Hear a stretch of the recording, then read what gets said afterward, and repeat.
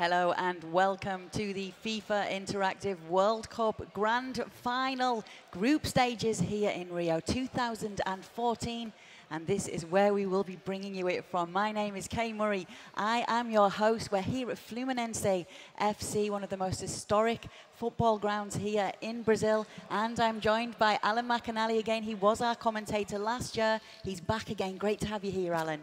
Hi to everybody, thanks Kay. Wonderful in Rio for the final of the FIWC. It's a fantastic place, what a wonderful stadium this is. Really old, traditional place, Fluminense, very, very famous football team. But we're here to try and see if we can have maybe a recurring champion or a new champion for the FIWC. So yeah, great to be in Rio. Really loving is every great. bit of it. And 20 of the best players in the world are here. They've been whittled down by 2 million entries who played on the PlayStation to make it here.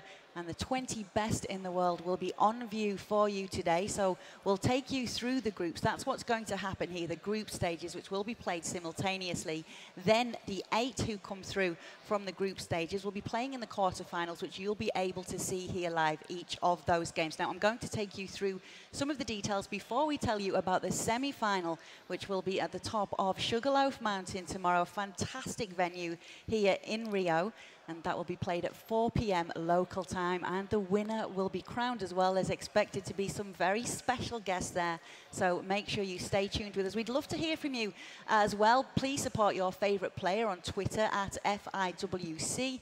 You can also do the same on Facebook as well, facebook.com/FIWC. Give us a shout. Let us know where in the world you are watching. Now, let me give you a quick explanation of how the groups will work. It's 4 groups consisting of 5 players in each of those groups, all the players that have been seeded, and the draw was made yesterday, which we will take you through in a while. Now, the winner of Group A will then go on to play against the runner-up of Group B and vice versa. Winner of Group C will play the winner of runner-up of Group D and vice versa in the quarterfinals. Now, during the group stage, 4 IDUs will be connected to the live stream, and we'll be bringing you exciting footage from all 4 of those games. Each of the quarterfinals, as I mentioned, will be played separately right after the group stage, and you'll be able to watch all of those here. Now, before we do get going with the group stage, it's important to find out who will be playing in the group stages, and we'll take you through some of the players and some interesting facts about them as well.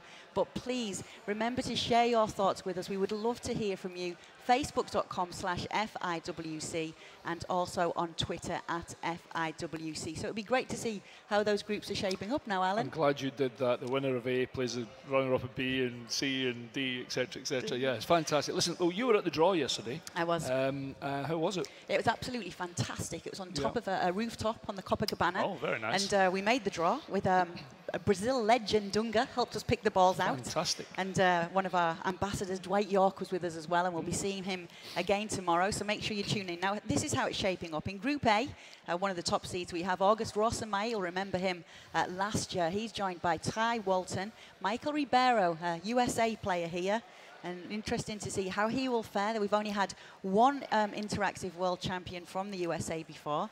Maybe you can see a change this time. Boschov is from the Netherlands, and then we've got Kolev as well in Group B. This is where the defending champion is, Alan. Yeah, Bruce Granek. I watched him really closely last year. He didn't get off to the greatest start last year. You know, he struggled a little bit, but boy, did he dig in. It was fantastic stuff. He is obviously world ranked #1. Then we have Alban Jamali, who's from the Netherlands, from Maastricht in Holland. Ranked 23 in the world. Then we've got Anders Boller up from Denmark, who's also ranked 23 in the world. He'll be playing Germany, actually. He's from Herring in Denmark. And then we have a Romanian, Marian Avram, whose world ranking is 32. And the last one in Group B is from Brazil, Rafael Fortes. Yeah. There might be a little bit of support for him, I would imagine. I should imagine there is. You know, I was having my breakfast this morning and I saw him on local Brazilian TV as well. Really? So lots of support from the locals. Fantastic. He's from Rio as well. He beat 7 other Brazilian guys to get here. So let's hope he can do the country proud, as the team are at the moment in the real Football World Cup. Group C, we have Ivanov We have, he's our top seed there. Krasi is his nickname. He's from Bulgaria. He made it to the quarterfinals in the FIWC 2012 in Dubai. He's hoping to do even better in Brazil. And then we have Adam Johnston. Now, he's one to look out for. A very confident young Irishman. A similar name to an English footballer. We'll see how good his skills are on the machines today. We have Van der Vorst as well from the Netherlands, and we'll be hoping that he can recreate the form that we've been seeing from his country. He plays under the name of Sergio Ramos 4. So if he can have a season like Sergio Ramos has been doing with Real Madrid, maybe we'll be seeing some good skills from him. And then we have 2 Frenchmen as well in this one, Simon and Vior as well. A big French showing this time around. Obviously the defending champions French as well, but 2 Frenchmen in this group. And then we look at Group D as well, Alan. Group D, we've got Petrescu, who represents Romania from Craiova, world ranking of 10, so pretty much fancied. Then we have David, by the way, from England, from Wolverhampton. He's world ranked number 23, so he's going to be, but interestingly, he's not being England, he's being Germany, and his 21st birthday is on the 4th of July, so when France take on Germany in the quarterfinals. Then we have Difala from France, who's a finalist this year as well. He'll be playing Brazil. Then we have Velasquez, he's from Mexico, from Querétaro, world ranking of 30. And last but not least, Dassonville, another Frenchman, world ranking of 38. So all really good players. So there we are. The 4 groups have been decided. We have some regular players with us. We have obviously Bruce Garnett, Rosenmeier, Petrascu and Ivanov. But there are also a few new faces, so we might just get a new champion possibly. It's going to be exciting. The 4 games will be connected to a live stream. And that's obviously Group A, Group B, Group C and Group D. We'll be bringing you all the exciting footage from each game. I will then analyse the game at the end. And hopefully it's a bit of a good luck to everybody.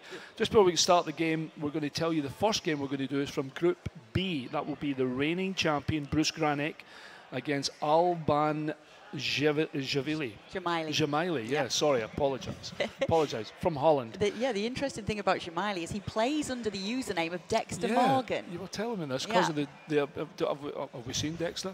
Can we say that? Yeah, for those Are of we you, allowed to? For those of you who do watch that, you may know then that maybe this means that Jamaili's got the killer instinct, and he's going to need it against Bruce Granek, as we saw before with Bruce last year. A slow start, but then he really came into his own. Absolutely. Well, listen, there are a few very nervous young men out there, all trying to be the FIFA Interactive World Champion. And without much further ado, we have Granek and Jamaili. I think we're going to get the. Are we ready to rock? Yeah, they're just getting ready. Be interesting actually whether Bruce gets off to a rather shaky start and whether someone really gets out the boxes. Well, you say that. Last night we saw the top seed Bruce, number 1 in the world, against number 20, who we were mentioning, Rafael Fortes. Now the 2 of them played an exhibition game last night. They both played their countries. So Bruce played with France and Rafael played with Brazil, and the winner was Brazil, 2-1. See, I think Scotland should be in the World Cup. We should get better stats for our players. I don't know, there was a couple of Portugal. I think Portugal's pretty fancied. I think there's a couple of guys who have taken the Germans as well, who incidentally, of course, are doing so well in the World Cup at the moment. You'll be disappointed England have gone home, aren't you? I'm disappointed, but I'm just glad we're seeing such an exciting World Cup in the real football, and I'm hoping that the Interactive World Cup final can be just the same. We'll see lots of goals as well, and I think we are ready to take you to the first game. Superb. So Granek against Jamaili, Germany against Portugal. Philip Lahm playing right back here, not playing in the middle of the park where he's been moved by Pep Guardiola so successfully for Bayern Munich. And remember, Granek, our defending champion, is Germany, playing from left to right, obviously in the white shorts. Here's Schweinsteiger, little first chance, little back healer, and the ball's going out, and that'll be a throw into Portugal. Alban Jamaili, Dutchman, plays Portugal. That means, of course, he will have Ronaldo in the ranks. I would imagine his stats are pretty good. Varela, Carvalho, Veloso, good pressure from Granek. What we will be able to do as well as the competition goes on, Kay, is look at how the guys, it's incredible how they set up the formations as well, and they go so deep into using all the settings that they can, trying to give them that extra edge. Yeah, they do. It's fantastic. I remember we did a tactical masterclass last year, and some of the way they were telling us, you know, it's formations we don't really see in real football, some of them. Absolutely. It takes you 20 minutes to get the game loaded almost. Nevertheless, still 0-0, early games. You can see the clock up in the left-hand corner, just getting to 11 minutes. Not really any problems for either defence or goalkeeper for that match. Bruce Granek playing Germany from left to right. Albin Jamali. The interesting thing with Bruce playing as a Frenchman playing Germany, when you think of the quarter-final we've got set up at the Maracanã. Very strange. You'll be hoping for a rather different outcome. You'll be hoping his German team does him a favour. They have a second choice as well, incidentally. Yeah, each of the players, in fact, you'll actually find this year the most popular teams, everyone playing with national teams, with it being a World Cup. There we go, a chance there. Also, free kick, I think, yeah. I think the referee's going to thought for a minute that Muller was going to head that in the back of the net, but he didn't. Yeah, Bruce's second team is Brazil, no surprise there. And actually, Jamali's second team is Germany. Yeah, it's interesting. This year, it seems to be the favourite teams to play with are Brazil and Germany. It would be interesting to hear from you guys who are watching at home to let us know who you play with on the World Cup game and which nation you like to play with. We heard from some of the players last night. They said Brazil because they have such quick players. I was thinking that surely Lionel Messi must have pretty good stats in the competition. Maybe it's the rest of the players, of course, that don't. Good skill by Nani. And then just as I say, that's the kiss of death. He gives the ball away. Gundogan into Royce.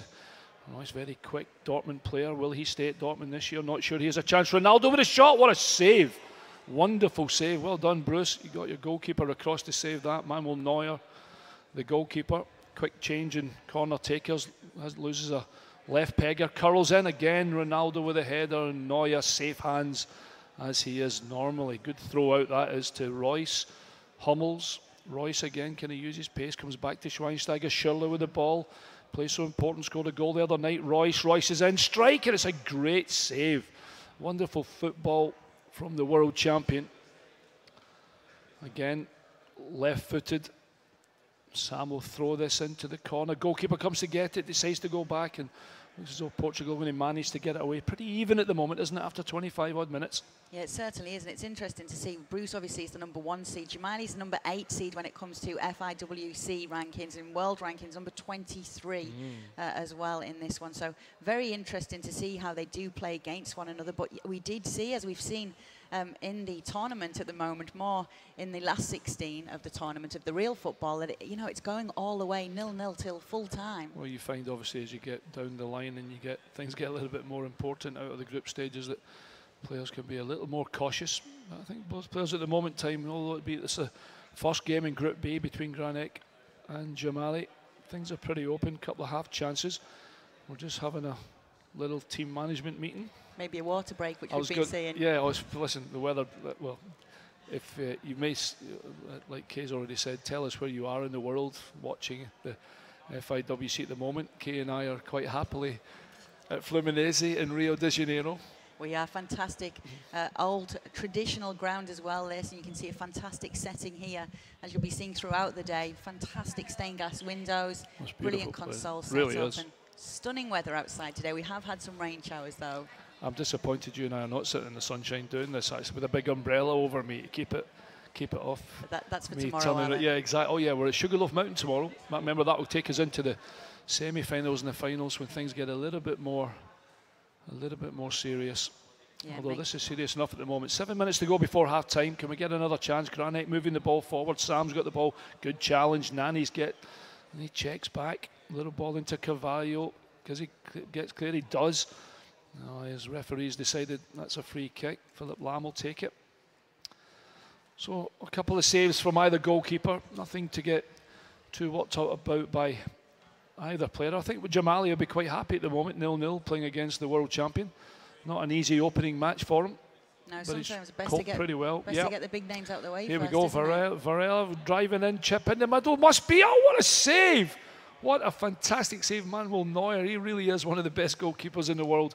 Again, it's on. He's in again. Moutinho must be, oh, it's in! Jamali has made it. João Moutinho has scored. Portugal are 1-0 up. And just as I was saying, get the hard one out of the way. He gets a goal right on half-time.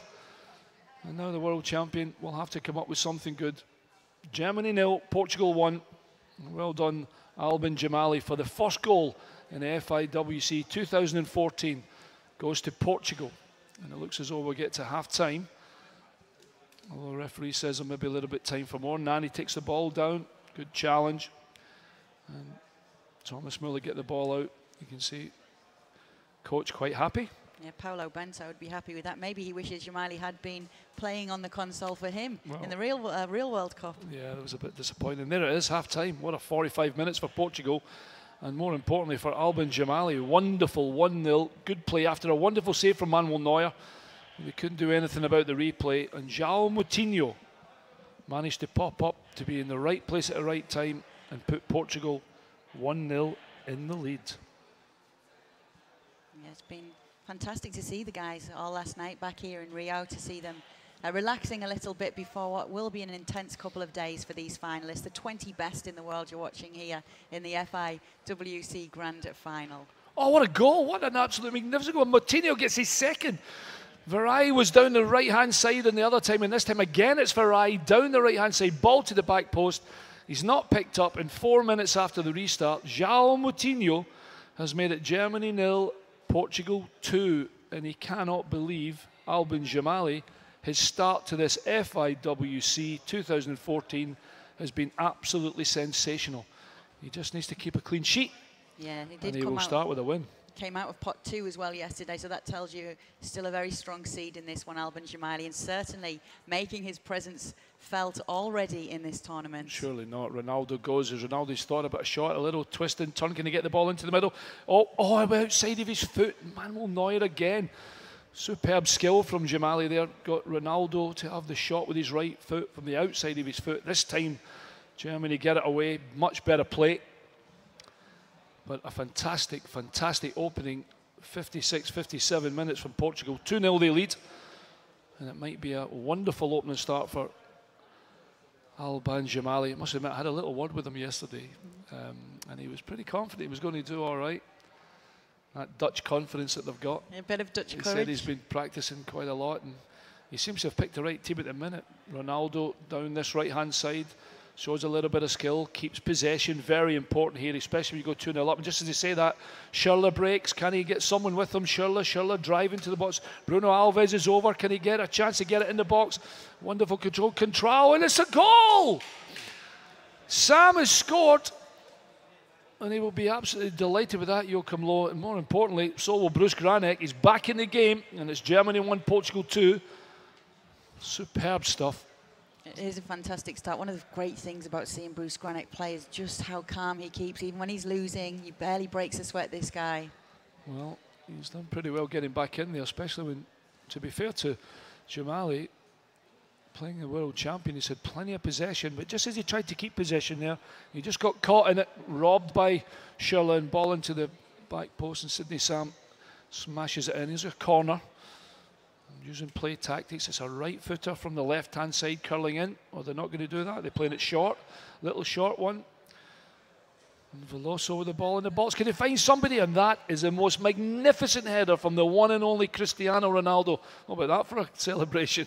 Nice celebration there from Cristiano Ronaldo. 3-1. What a great start for Jamali this is. I must admit, if you'd asked me before, first of all, I would have said there's no way we're going to see 4 goals, but we have. 4 fantastic goals as well. And Bruce will just have to get a bit of a jog on here, getting to 70 minutes. Here's maybe a half chance, little ball through, good defending again. And double goal scorer, João Moutinho gets the ball away. Durms come on.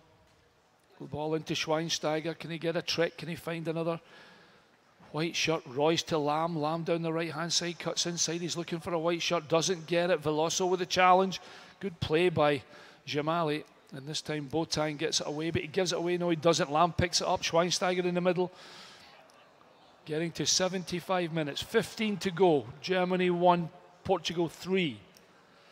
And it's a great start from Albin Jamali from Holland, who's playing Portugal in the opening match of the FIWC 2014.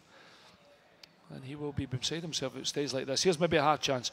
Got to be into Muller, and he scores. And Granek has got himself back in the game. It's 2-3. Oh no, hang on, sorry. I think that might have been offside. It was very, very close. Referee, Bruce won't be happy with that. That looked as if he was onside there. Referee, the linesman's flag was up. They've given offside, and it remains 3-1 Portugal. Jamali quite happy that the referee gave him that decision. For sure, and we can just see, though, we did mention, we see Bruce trying to get back in it. Don't underestimate him. It may be a slow start for him, but last year it was too. He almost didn't make it out of the groups, but then he did, and then he stormed his way through the knockout rounds to make it to the final and managed to win the final in Madrid. But winning the final tomorrow would be a fantastic achievement for whichever player can manage to do so at the top of Sugarloaf Mountain here in Rio. Absolutely. Again, something doesn't go for him. He thought he was getting a corner there. Muller certainly thought he was getting a corner, and Patricio is going to boot this long and clear. No, he doesn't. Oh, he takes a little bit of a chance there. Oh, that was a little bit cheeky. Header back to him, can pick the ball up. We know where this is going to go. He's just wasting a bit of time, but this is getting launched up the pitch. Can he find a red? Yeah, he can. Varela down the right-hand side. There's double goal scorer. João Moutinho, can he get the ball in the box? He can. Here's Ronaldo was closest, wasn't he? Good defending there. Get it to Schürrle. Schürrle, can Schürrle get the ball up? 3 minutes to play. Germany 1, Portugal 3. It's been good stuff from both players, actually. It's been really exciting. Can Bruce Granick get something else for the end of the game? I've got to say that the defending from Alban Jamali has been absolutely fantastic. He has ushered his Portuguese defence really well. Here's maybe a chance. Royce into the middle, and it's an easy for Rui Patricio, the goalkeeper. We have 2 added minutes. 2 added minutes. And can Jamali take a rather big scalp at the start of the FIFA Interactive World Cup 2014 here in Rio de Janeiro? Referee looks at his watch. A little bit of time still to play. He's just got to keep possession. It's a lovely ball into Varela. João Moutinho, can he get a hat-trick? That'll be through to the goalkeeper, who quickly gets it up park. Bruce, I don't know if he can score. And there it is. What a start for Alban Jamali. 3-1. Germany 1, Portugal 3. Absolutely unbelievable stuff. And Bruce gets off to the same kind of start, our world champion Bruce Granick, that is, that he did last year. It certainly did. We'd like to hear your thoughts on whether you've been surprised by Jamali's performance there and what you thought of the fact that he picked Portugal too. We have many ways for you to contact us. You can do so on Twitter with a quick tweet at FIWC. Perhaps you want to write a little bit more to us, do so at facebook.com/FIWC as well. But a great start to the tournament. We said we'd hope there'd be goals. We got to see 4 of them. Fantastic, yeah. We'll analyse that right now. It was actually a wonderful play, wasn't it? We're going to get a little bit of the game that we've already seen. Okay, not for now. We'll maybe do some. We're going to take a short break though, and great start. Great start for the Dutchman. It is a great start. Work to do for the champ.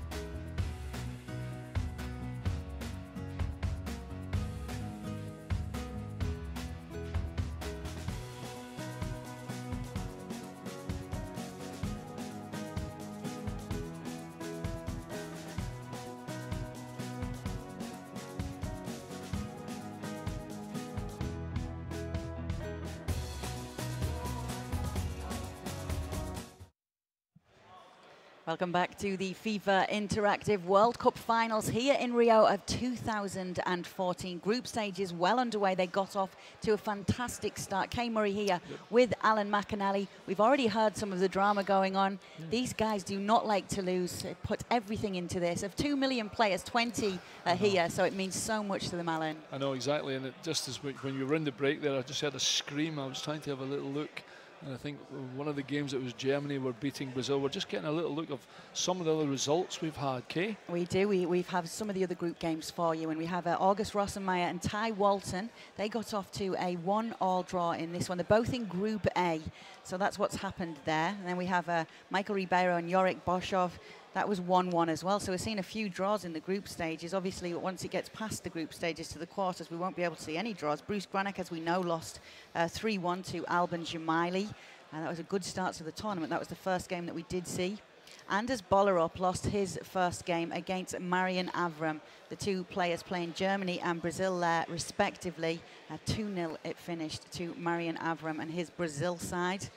Krasimir Ivanov, this is where one of the dramatic cries came from. He lost 2-1 to Adam Johnston. Adam Johnston is the Irishman in this tournament. He's playing with Portugal. Seems that Portugal's quite the team to be picking. Yeah, because remember, you already saw that Bruce Granek played as Germany and Alban Jamaili played as Portugal, and he won 3-1 in his first game. I wonder if we'll be seeing some changes in teams. We did last year, didn't we? Yeah, possibly. Steven van der Vos won his first game, just the 1-0, but that's enough to get him off to a great start against Johan Simon of France. He plays with Germany. Another win for the Portugal team there. So Incredible. Maybe we'd like to hear, if you're playing on the World Cup game, how Portugal is when you play with them. Maybe it's a chance, if you don't play with them, to give them a chance, because they're getting all the results here today. And a good result for the Englishmen to start. Well, yeah, I wish England could have had the similar result in real football, but it wasn't to be. Now we've got here Ovi Petrascu, one of the favourites, one of the top seeds against David, by the way, and as you say, from England, playing with the German side here, and he got a win over Ovi's Brazil in this one. That was 2-1 to David, by the way. And Farid Difala and Irvin Velázquez, they played Brazil and Germany respectively, and 1-0 it finished there. So that's the group stages for now, and you can see there have been some surprise results. But one thing we're seeing, a pattern here, is that Portugal do seem to be a very strong team to be playing with. And you can't take too much from the group stages, because obviously anything can happen. But some good starts there. And as you mentioned, Alan, in this tournament, there are some more unknown players who aren't so popular. But well, exactly. I mean, I'm going to go back to the August Rosenmeyer playing Brazil and Ty Walton, Englishman. They finished 1-1 as well. That's a good result for him, because August Rosenmeyer, he's pretty experienced in FIWC, and that's pretty good by Ty. I think he'd be quite happy with a point in his opening game, just to settle the nerves a little bit, because there are a few very jittery young men around here, and they're all, when the ones that are not playing, you can see them psyching themselves up, getting ready to go, hoping they've picked the right team, hoping they've picked the right formation. Yeah, it's not often that they stay still either. They're always walking around, and because they're a little bit nervous, so they're not too sure what to be doing with themselves when they're not playing a game, to focus their energies basically on something. And that's why you see them walking around and walking here and there and in and out. I don't know how close we are, but I think the next game we're going to get to see will be in Group A. I think it's August Rosenmeyer, who will be playing as Germany, against Michael Ribeiro from the US of A. And he'll be playing Germany. So I don't know how close we are. We'll get the nod.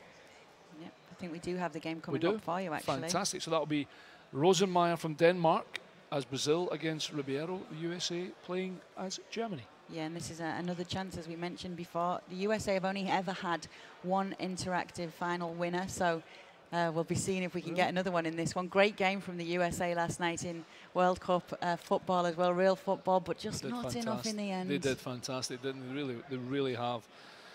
And they were going to see a little bit of the... this is where it's really good. You can see the players' settings, etc. They've got save assistance, lob pass. They've got the whole shooting match, to be honest. And there you can see from our up ahead camera down onto the playing area. And now we get it going.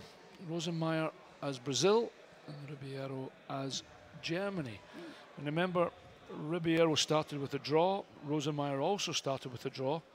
So one of them will be hoping they can maybe manage to nick a win here. Dani Alves, who's had a wonderful World Cup. Great ball to Lucas down the right-hand side. Checks back in, looks for the ball into the middle. Neymar can't get him. Good header by Sami Khedira out to Royce. Royce to Gomez. who's in the squad as well. And I love the little steal from Dani Alves there. Really good play from Rosenmeier. It looks as though he'd lost the ball there, and Ribeiro won't be happy. He gave the ball away cheaply there. Neymar, this is who they want on the ball to Lucas down the right-hand side. Can he let his head up, get it in the middle? There's a little ball to Neymar. Can he show a little skill, get a chance? He's taking on a great save. Manuel Neuer, what a save with his big, long telescope leg. Make sure that Neymar doesn't make it 1-0 Brazil. Let's give you a little lowdown on the two players who are playing in this one. August Rosenmeier, the Danish 3 times FIFA champion, 2 times Scandinavian champion as well. His username when he plays usually is his name, August Rosenmeier. He is one of the top seeds this year. Pot 1 he was in the draw, and seeded number 2 in FIWC. But then, as we mentioned, we were talking about the fact that the USA has a player in this one, and that's his opponent today. For this game, we can tell you a little bit more about the players that are playing against one another and what we can expect to see from them. So, as we know, that's August Rosenmeier here against Ribeiro from the USA. And, you've done your homework, I know, I've been doing my homework. I'm interested in all these guys. Now, pretty good. Michael Ribeiro's username is "Why am I so good?" So no confidence there then? No confidence there, but that's great. That's what I love about the US national team and the fact that we've got this US player in it. This confidence and this belief in yourself is one of the most important things when it comes to real and virtual football, Alan. Absolutely. When I'm doing any, I don't know, coaching or working with kids or anything like that, is to make them confident and don't be afraid of making a mistake. Go and do it. Go and try things. You know, and if it doesn't, then you learn from it, a little bit of experience, and then you gauge it from that. Little ball through to Hulk, not quite good enough this time. Manuel Neuer takes an easy take. But yeah, I'm absolutely all for our young guys having a little bit of confidence in themselves and do the right thing and work properly and work really hard. And to be fair, I mean, that's in the real game. In these lads, they practice and practice and practice, so they've got all their moves, so their hands and their thumbs are all working in the right direction. The console does what it wants them to do. Good skill by Ramirez, and Rosenmeier keeps the ball alive, and Sam won't let him go anywhere. And they really do spend such a lot of time, and like you said, 2 million people, 2 million online, and all we've got is the top 20. It's absolutely incredible. Wonderful opportunity for them to come to Rio de Janeiro, where we are for the 2014 FIWC. We're in the second game in Group A. August Rosenmeier against Michael Ribeiro. Rosenmeier's Brazil, Ribeiro is Germany. Still 0-0 after nearly half an hour. No real chances, a couple of half chances possibly for Brazil and Rosenmeier, but easy takes for Manuel Neuer. Good play from, this time, Gustavo to Neymar. They give the ball away. Gomez, can he get the ball to a white shirt? Little ball through to Royce. Does well, breaks clear. Don't give him that there. He was offside. Royce with a shot. That's an easy take from Jefferson. And that was the first real time that the American Ribeiro managed to get up the other end and get a save from the Brazilian goalkeeper. Manuel Neuer out his box. He does that all the time, even in the real games. His starting position as a goalkeeper, fantastic. He doesn't, you know, he's not 5 and 10 yards from his line. He stands around the edge of the box and almost plays as like a sweeper, as it were. A lot of people, I would imagine, will play with a sweeper now. Getting to 10 minutes of the game so far. Who do you think will win this one, Kay? I think I'm going to put my cards out and say early on that I think Rosenmeier is going to have a strong tournament. I think he will as well. I think he started, I think it was a good 1-1 draw the last time. Apparently, I'm getting a little bit of information. Apparently, he played really well. He probably should have won the game. Here's another chance. Gomez, lovely play from Thiago Silva. One of my favourite players, Thiago Silva. He really is. Me too. Absolutely different class. Now, here's a great chance.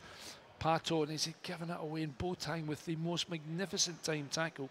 Khedira ball into Royce. Can he get it up the right hand side? Luis Gustavo is the nearest man to him. Royce again, and this time Thomas Müller on the right hand side. Spends a lot of time out there with his club, Bayern Munich. That's going to be a Germany throw, so this might be a chance for Ribeiro to get the ball in the box. Little short one. Müller, and that's a good challenge from Philip Luis. And it will be a Brazil throw. No real chances apart from that one shot from the edge of the box that Jefferson in the Brazilian goal made a good save. But very, very even. And still a little bit of nerves from players at the moment. We're getting to half time. 4 added minutes though. Loads of time for a goal. Boateng into Gomez, and again Jefferson in starting position makes him favourite to get the ball. Pato on Left-hand side, can he break? Into the middle to Neymar. Hasn't been in the ball an awful lot. Lovely back heel from to Gustavo. Back into Hulk. Can he have a stick from distance? Lovely little ball into Neymar. Neymar, can he get the shot in? And again, he just will not get beaten. He is a wonderful goalkeeper.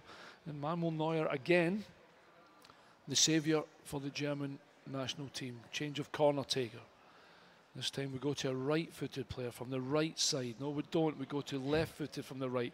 Filipe Luis with the ball, and it's a poor one, and it's easy for Hummels to make it. That's a shame. Filipe Luis, we've been seeing with Atletico Madrid all season, making the most of their set pieces, especially those corner kicks. Absolutely. Well, it looks as though we're going to get... there's something I dread doing, is trying to preempt. We're going to get to half-time 0-0, but I think we are getting to half-time 0-0. A couple of half chances. Neymar certainly with a great opportunity, and one at the other side that Jefferson in the Brazilian goal had to make sure he made the save. A couple of tactics changes from both players, actually. So here we go, second half.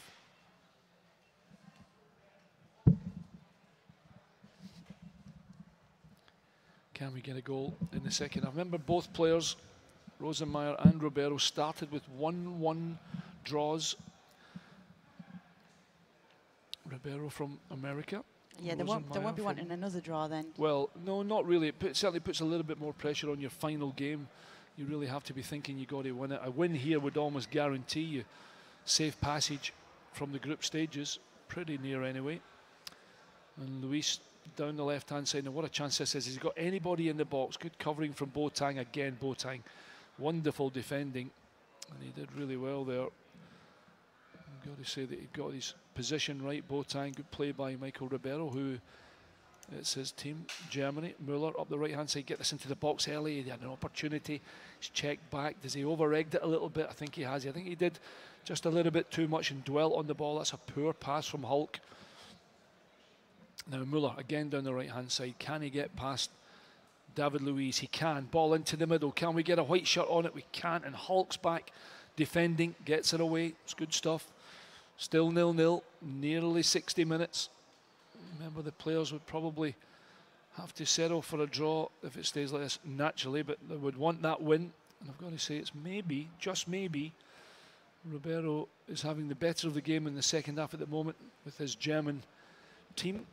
Filipe Luis this time down the left-hand side. Challenged by Gomez. Comes away. Gustavo into the middle. Back four. David Luiz. New signing for Paris Saint-Germain. Yeah, joining up with Thiago Silva on the domestic scene as well. Could be strong next year. Although he is maybe due a little mistake every now and again, but still a wonderful football player. Ramirez to Lucas. Sydney Sams across to try and make sure he doesn't go anywhere. Lucas with a little drag back. Can he find someone in the middle? He finds Neymar, surely. Little trick, almost gets by, and guess who? Boateng, right place at the right time. Superb stuff from the big defender.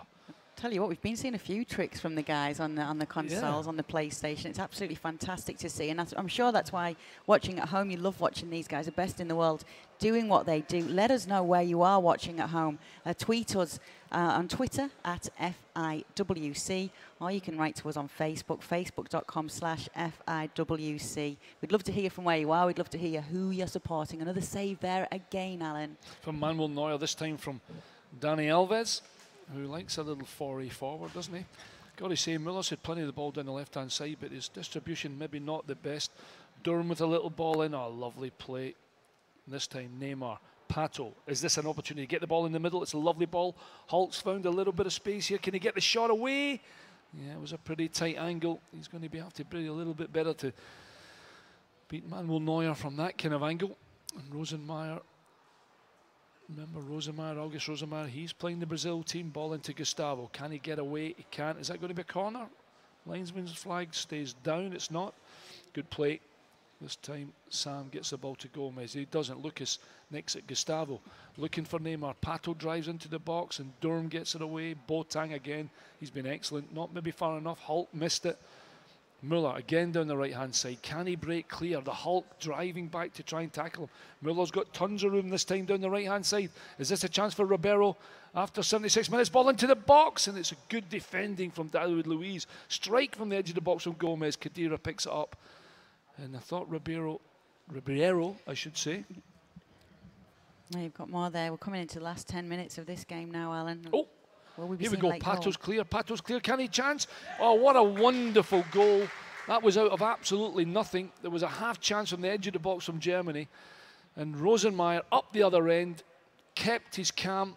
There's going to be a couple of changes, because we do only have that 10 minutes left, whatever it is, and got to say August Rosenmeier would be absolutely delighted, and Alexander Pato got clear and gets him a goal that might be a wonderful, wonderful 3 points. Yeah, really will be, and it's great to see a goal in this one, and we're saying that one of the players will want to finish probably this one with a win, just to make sure that their chances in the group are better. August giving himself a better chance if it stays this way.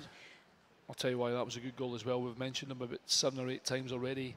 Pato going through, he just brushes Boateng out the way. He's been their main defender, but not only that, kept his control and his composure and sticks it in the back of the net. Into the last 10 minutes. Ribeiro needs a goal. Again, Rosenmeier's got the ball. He is playing Brazil. Lovely little ball out to Ramirez, who skips a challenge from Sam. He's still got the ball. He's running that clock down. He doesn't quite get it away.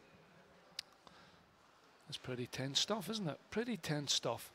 Brazil just with their noses in front. I think you said Rosenmeier was going to be a winner, actually. No, should have listened to you. Well, I remember speaking to him last year after he'd come out of the competition, and he was honestly devastated. And it does, you know, it's so brilliant to see how much it means to these guys. And obviously, being whittled down from 2 million, as you mentioned, Alan, you know it means so much to them. So I think coming back with more experience this year, and, you know, knowing how it is to perform on the big stage and not having as many nerves this year really helps. You're absolutely right when you say that as well, because when you watch them do the tactical differences during the game, again, we talked about Granek not panicking last year when he lost his first game. Well, Rosenmeier has been under the cosh a little bit today. Brazil haven't had the ball up this other end of it, a couple of chances. Germany and Ribeiro had the ball down with Müller down the right-hand side so many times today, but just that one little moment, and we're into the 90th minute now, and all he has to do is keep the ball, Rosenmeier, and he will have 4 points from his first 2 games. Pato with the goal. In fact, is that it? That is it. And Brazil has won 1-0 against Germany, and August Rosenmeier will be absolutely beside himself. That is a huge, huge 3 points. Yeah, it's a big win for August Rosenmeier. One of the top seeds, as we mentioned. He was in pot 1 in the draw along with Bruce Granek, Ovi Petrascu and Krasi Ivanov. And you can see why he's top seeded. Obviously, he's got a lot more of experience. Just to explain the seeding, it does work on their FIWC history. Yes, it does. Absolutely, it does, yeah. So, yeah, that's well, he's pretty experienced, Rosenmeier, to be fair, and I think that was a perfect example.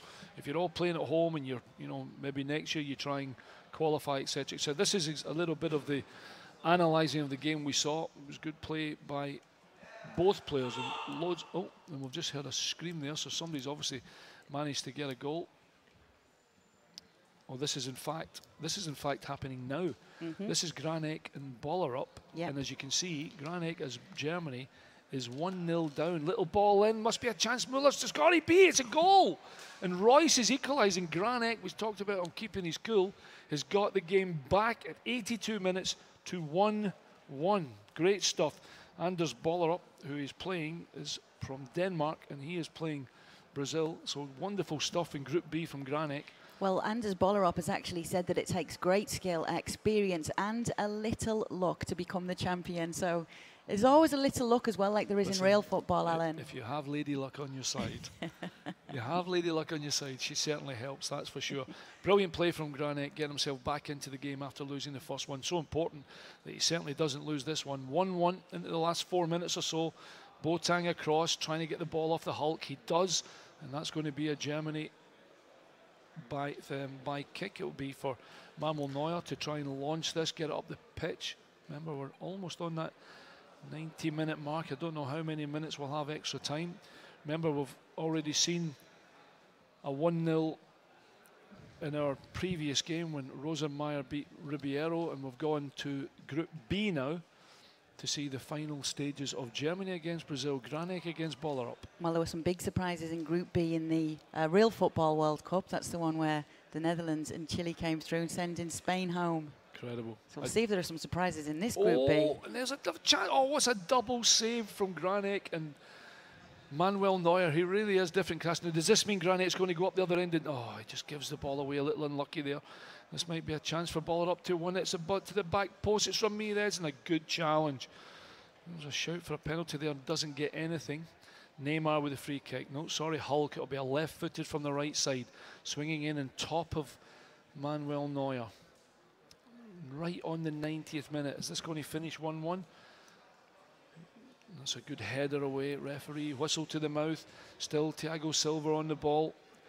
Baller up looking to get this back into the box. He does to the back post. Can he get anybody on it? Little ball into the middle and a good clearance from Schürrle. Right place at the right time. Now, could this be the last chance? Muller down the right hand side, and that's it. It's going to finish Germany 1, Brazil 1. Royce on the 82nd minute gets Granek a point, and it's a big point considering he lost his first game. Remember, Bruce Granek, our defending FIWC champion. Yeah, Bruce the Machine Granek plays under the name Spang, but not one who smiles too much when it comes to these tournaments, but he's actually a lovely guy. We did get him smiling on a few photographs last year, which was pretty fun, but I've stayed in touch with Bruce since, and it's been great to see how he's been doing, and great to see him back in the final again this year. Listen, there's not many of them not smiling, considering we are in, I'll tell you, wherever you may be, we're in Rio de Janeiro, which is rather sexy and lovely. It is a great place, and the guys have had a wonderful time. So big point for Bruce there. Excellent stuff as Germany, and having gone one behind, he'll be happy with that 1-1.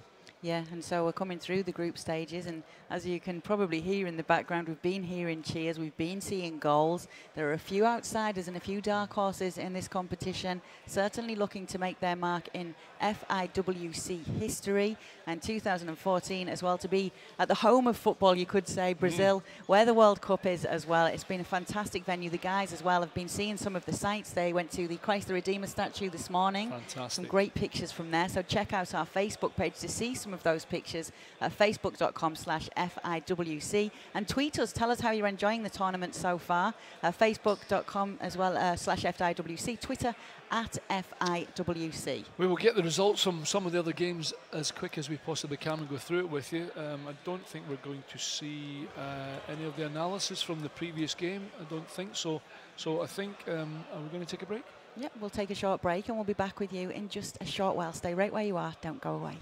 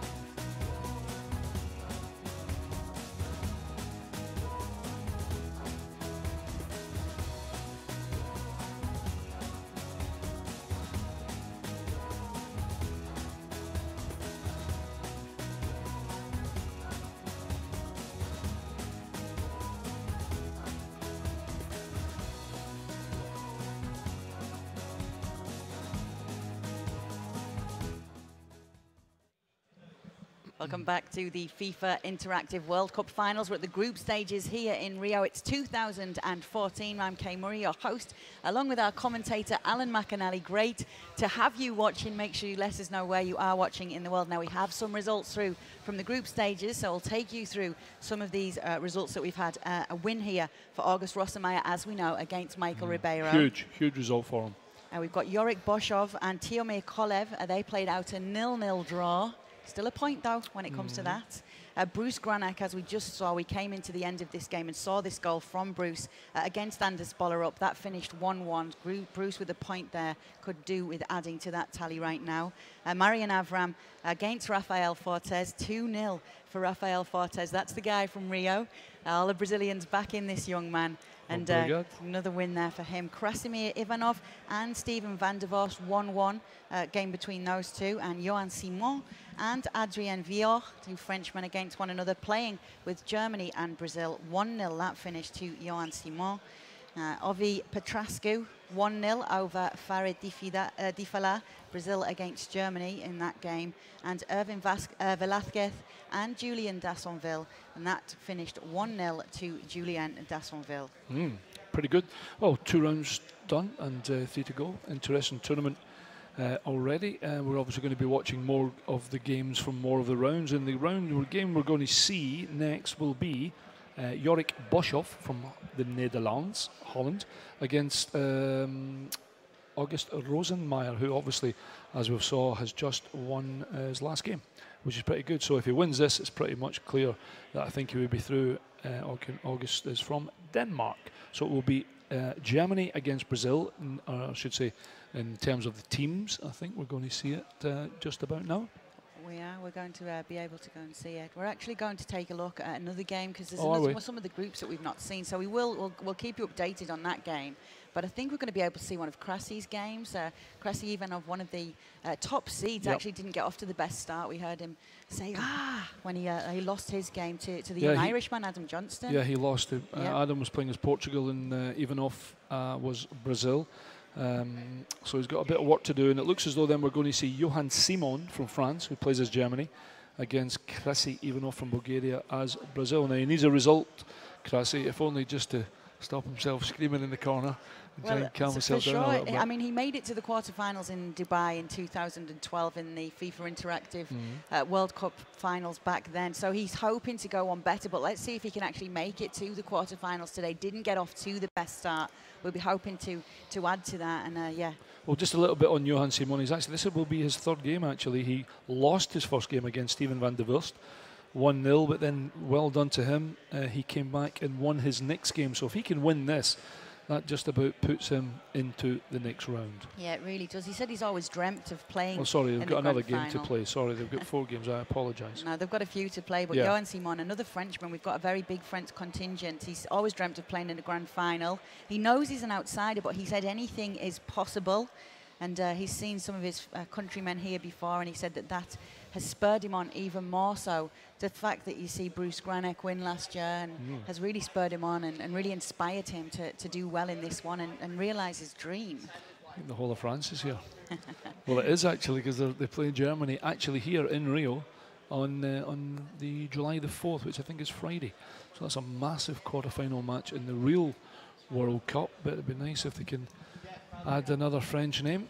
You can just see the guys with all their names on their T-shirts. You can see Granek down there, Simon, they're all sticking together. Boshov and Rosenmeyer.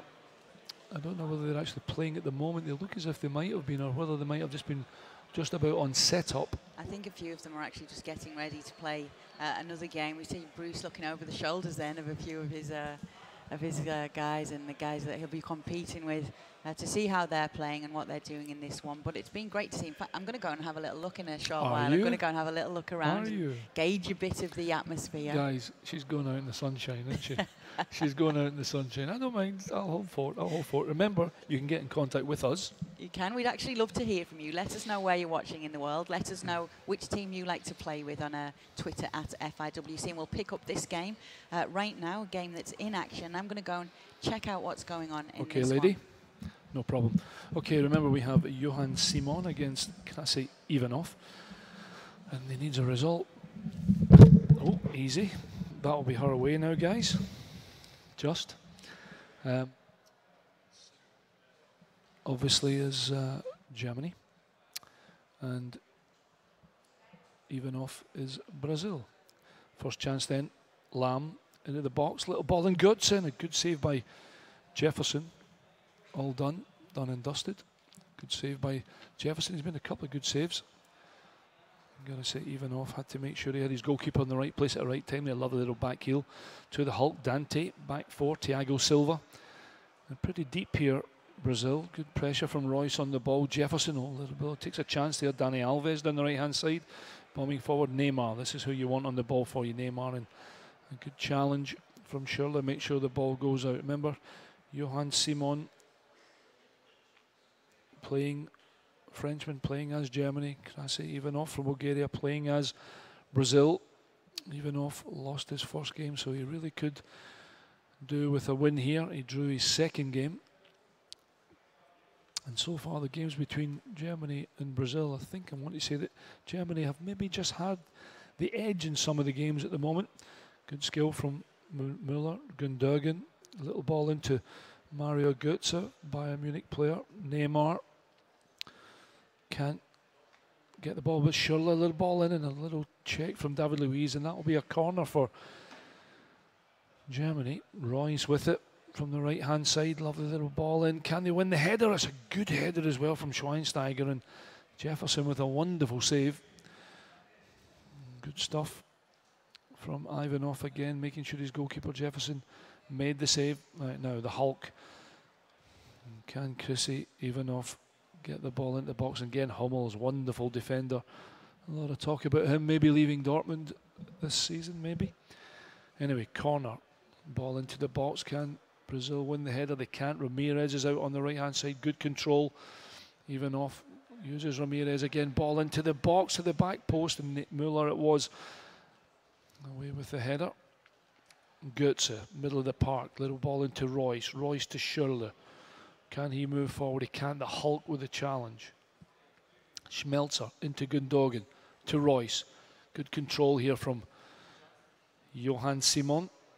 Moving the ball about well as his German team. Can he get the ball into Müller? And he can't. And a little ball, and Jefferson was off his line and made a good stop. Throw out. David Luiz down this left-hand side. Checks back. There's nowhere for Ivanov to go there. Ivanov won't be happy because he can't get it through. It's good defending from Johan Simon. Frenchman playing as Germany. Getting to that half-hour mark. No real chances. Müller with the steal. Dante won't be happy with that. Lovely ball into the middle of the box. A little unlucky there. This time the Hulk to Pato. Seen him score a couple of goals in that Brazilian strip already. Dani Alves down the right-hand side. Can he get a little bit of space? Not at the moment. Schürrle closest as he possibly can be. Lovely skill from Ivanov. Lovely ball. And he almost gets him. Dani Alves with Gundogan does the sweeping up. Lovely little ball to Thomas Müller, who controls the ball. I've got to say, Johan Simon's control of the ball in the middle of the park has been very impressive. Hasn't given the ball away too many times. He's just got to try and work that ball into an area where he's going to get someone clear. Leandro de Maia to Ramirez. Pato this time to the Hulk. Could do with a goal in real terms, never mind on the FIWC. Boateng, the big defender, across doing the coverage, and he gives it back away, and Neymar can't get it away. I've been to see them actually, Alan. Are you back? You're back. Hello. Something really interesting. So Ivanov stands back a little bit when he's playing. Simon's really close to the console. Yeah. So it's interesting to see how different people play, whether they like to be close, further away. Do you think he's got, you know, like out of the side of his eye, like in a peripheral vision, can he see his control then? Oh, maybe. Does he see what he's going to? I mean, I don't know if that helps or not. I mean, maybe. I think for Krasi standing back, he can see a little bit better. Can you see? If I look over, I can see exactly what you're talking about. Yeah. Simon is very close to the screen, isn't he? Yeah. And Ivanov is certainly back. Well, there's not great between them at the moment. 0-0, getting to half time. Royce down the right hand side, ball into the middle. Götze. And David Luiz does enough, and it could be a corner. Müller keeps it alive, and no, he's not happy. I think that might be a corner. No, it's not. He was offside, Thomas Müller. Offside. And you can just see there's a lot more people watching the game as well. loads of other games going on at the same time as well, but at this moment in time, we are watching Johan Simon against Krasimir Ivanov, and it's Brazil versus Germany. 0-0, and that will do us for the first half. Referee says, have a cup of tea. 0-0. There was a couple of half chances, and this gives the guys a chance to do a little bit of homework and a little bit of changing of staff, etc., etc. Well, the good thing with Cressy as well is he'll know exactly his opponents as well, because his two favourite teams to play with are Brazil and Germany. So he goes under the username of We Love EA Sport, and we do.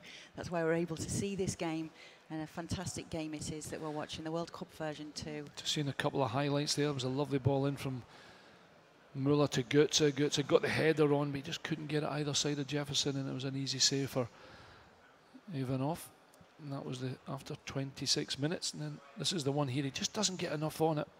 Been in that position a couple of times sometimes when the ball's coming to you fast, all you need to do is direct it. But when it's a little slow, you've got to get more on it to try and direct it. And if you just try and not get enough, there's no pace on the ball really to try and divert it. This is the one there. And we're going to see that a few times, and the goalkeeper in the right place at the right time.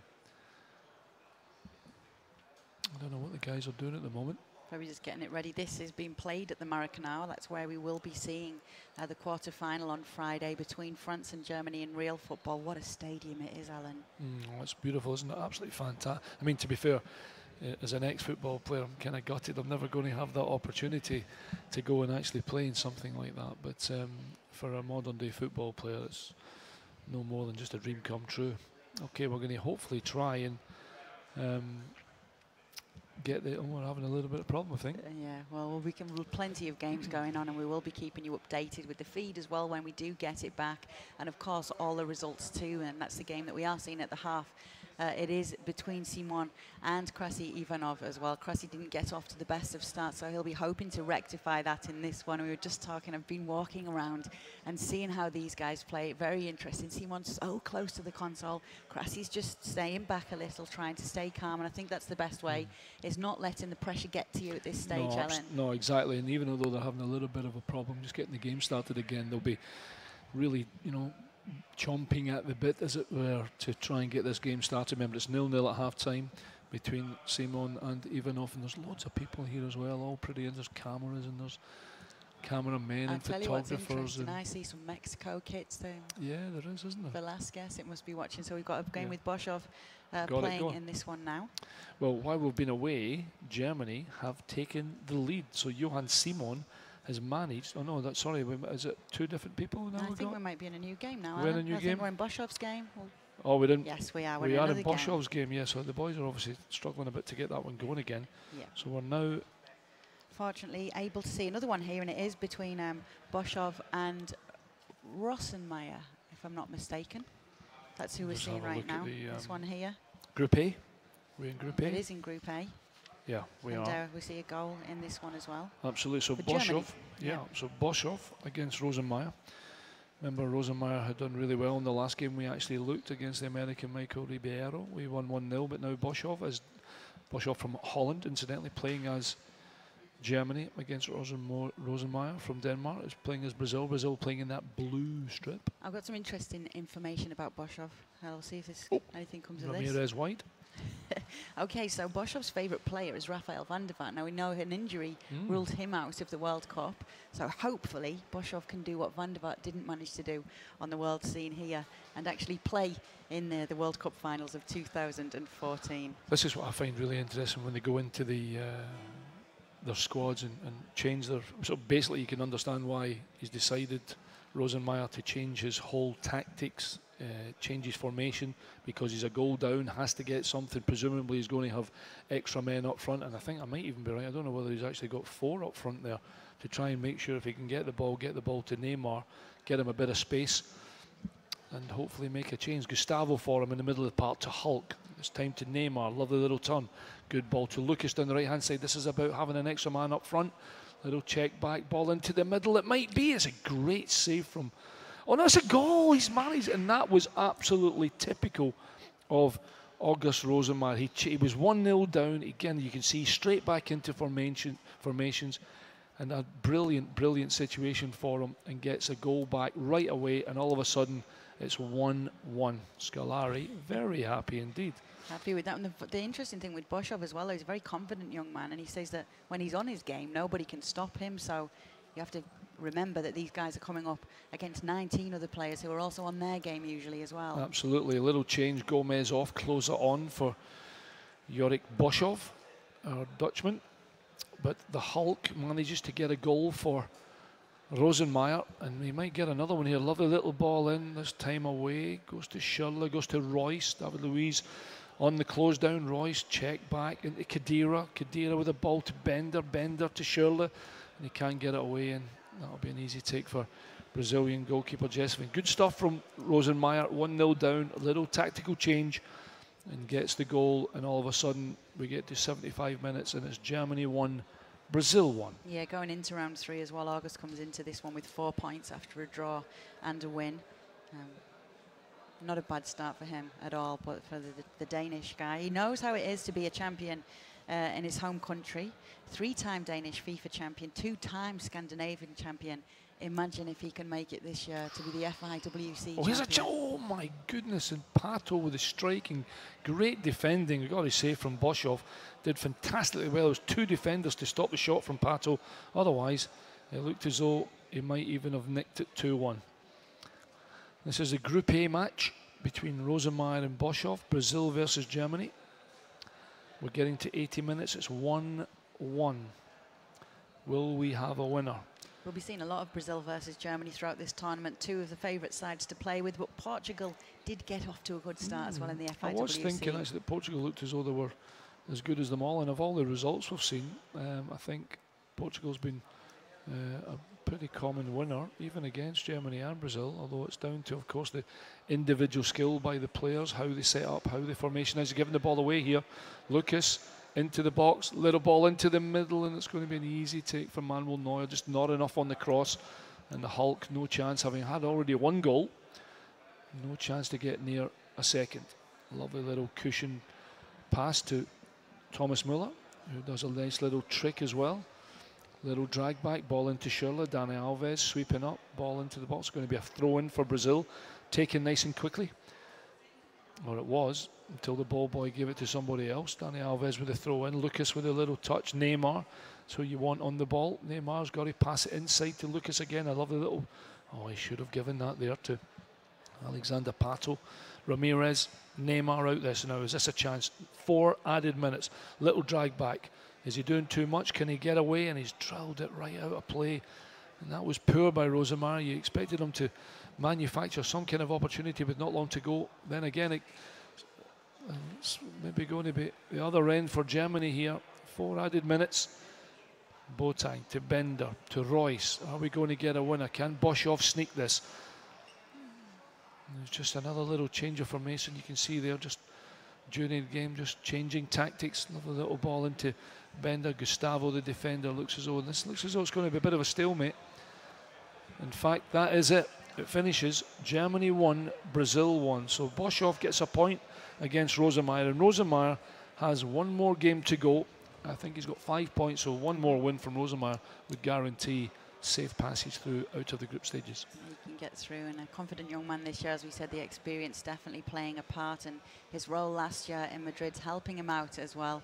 It's stayed a little calmer now, Alan, in here with some of the early games. People didn't want to get off to a losing start, and I think that's why we did hear the shouts and cries, but now they're getting into it, they're keeping their calm, and they're just ploughing through these group stages. Nervous. I've been watching some of the games, because we can just about see about 4 screens as we're watching one of the games when we're talking about as one's happening for you. I was trying to check out some of the other games that were on, and I can see 1-2 and 2-0 and 1-1 and stuff, so things are pretty tense, yeah, but they look as if they have calmed down a little bit. Let us know if you're watching in Mexico. We'd love to hear from you. Velasquez is playing for Mexico and representing Mexico. It looks as though we've got some of his family here wearing their Mexican national team shirts as well.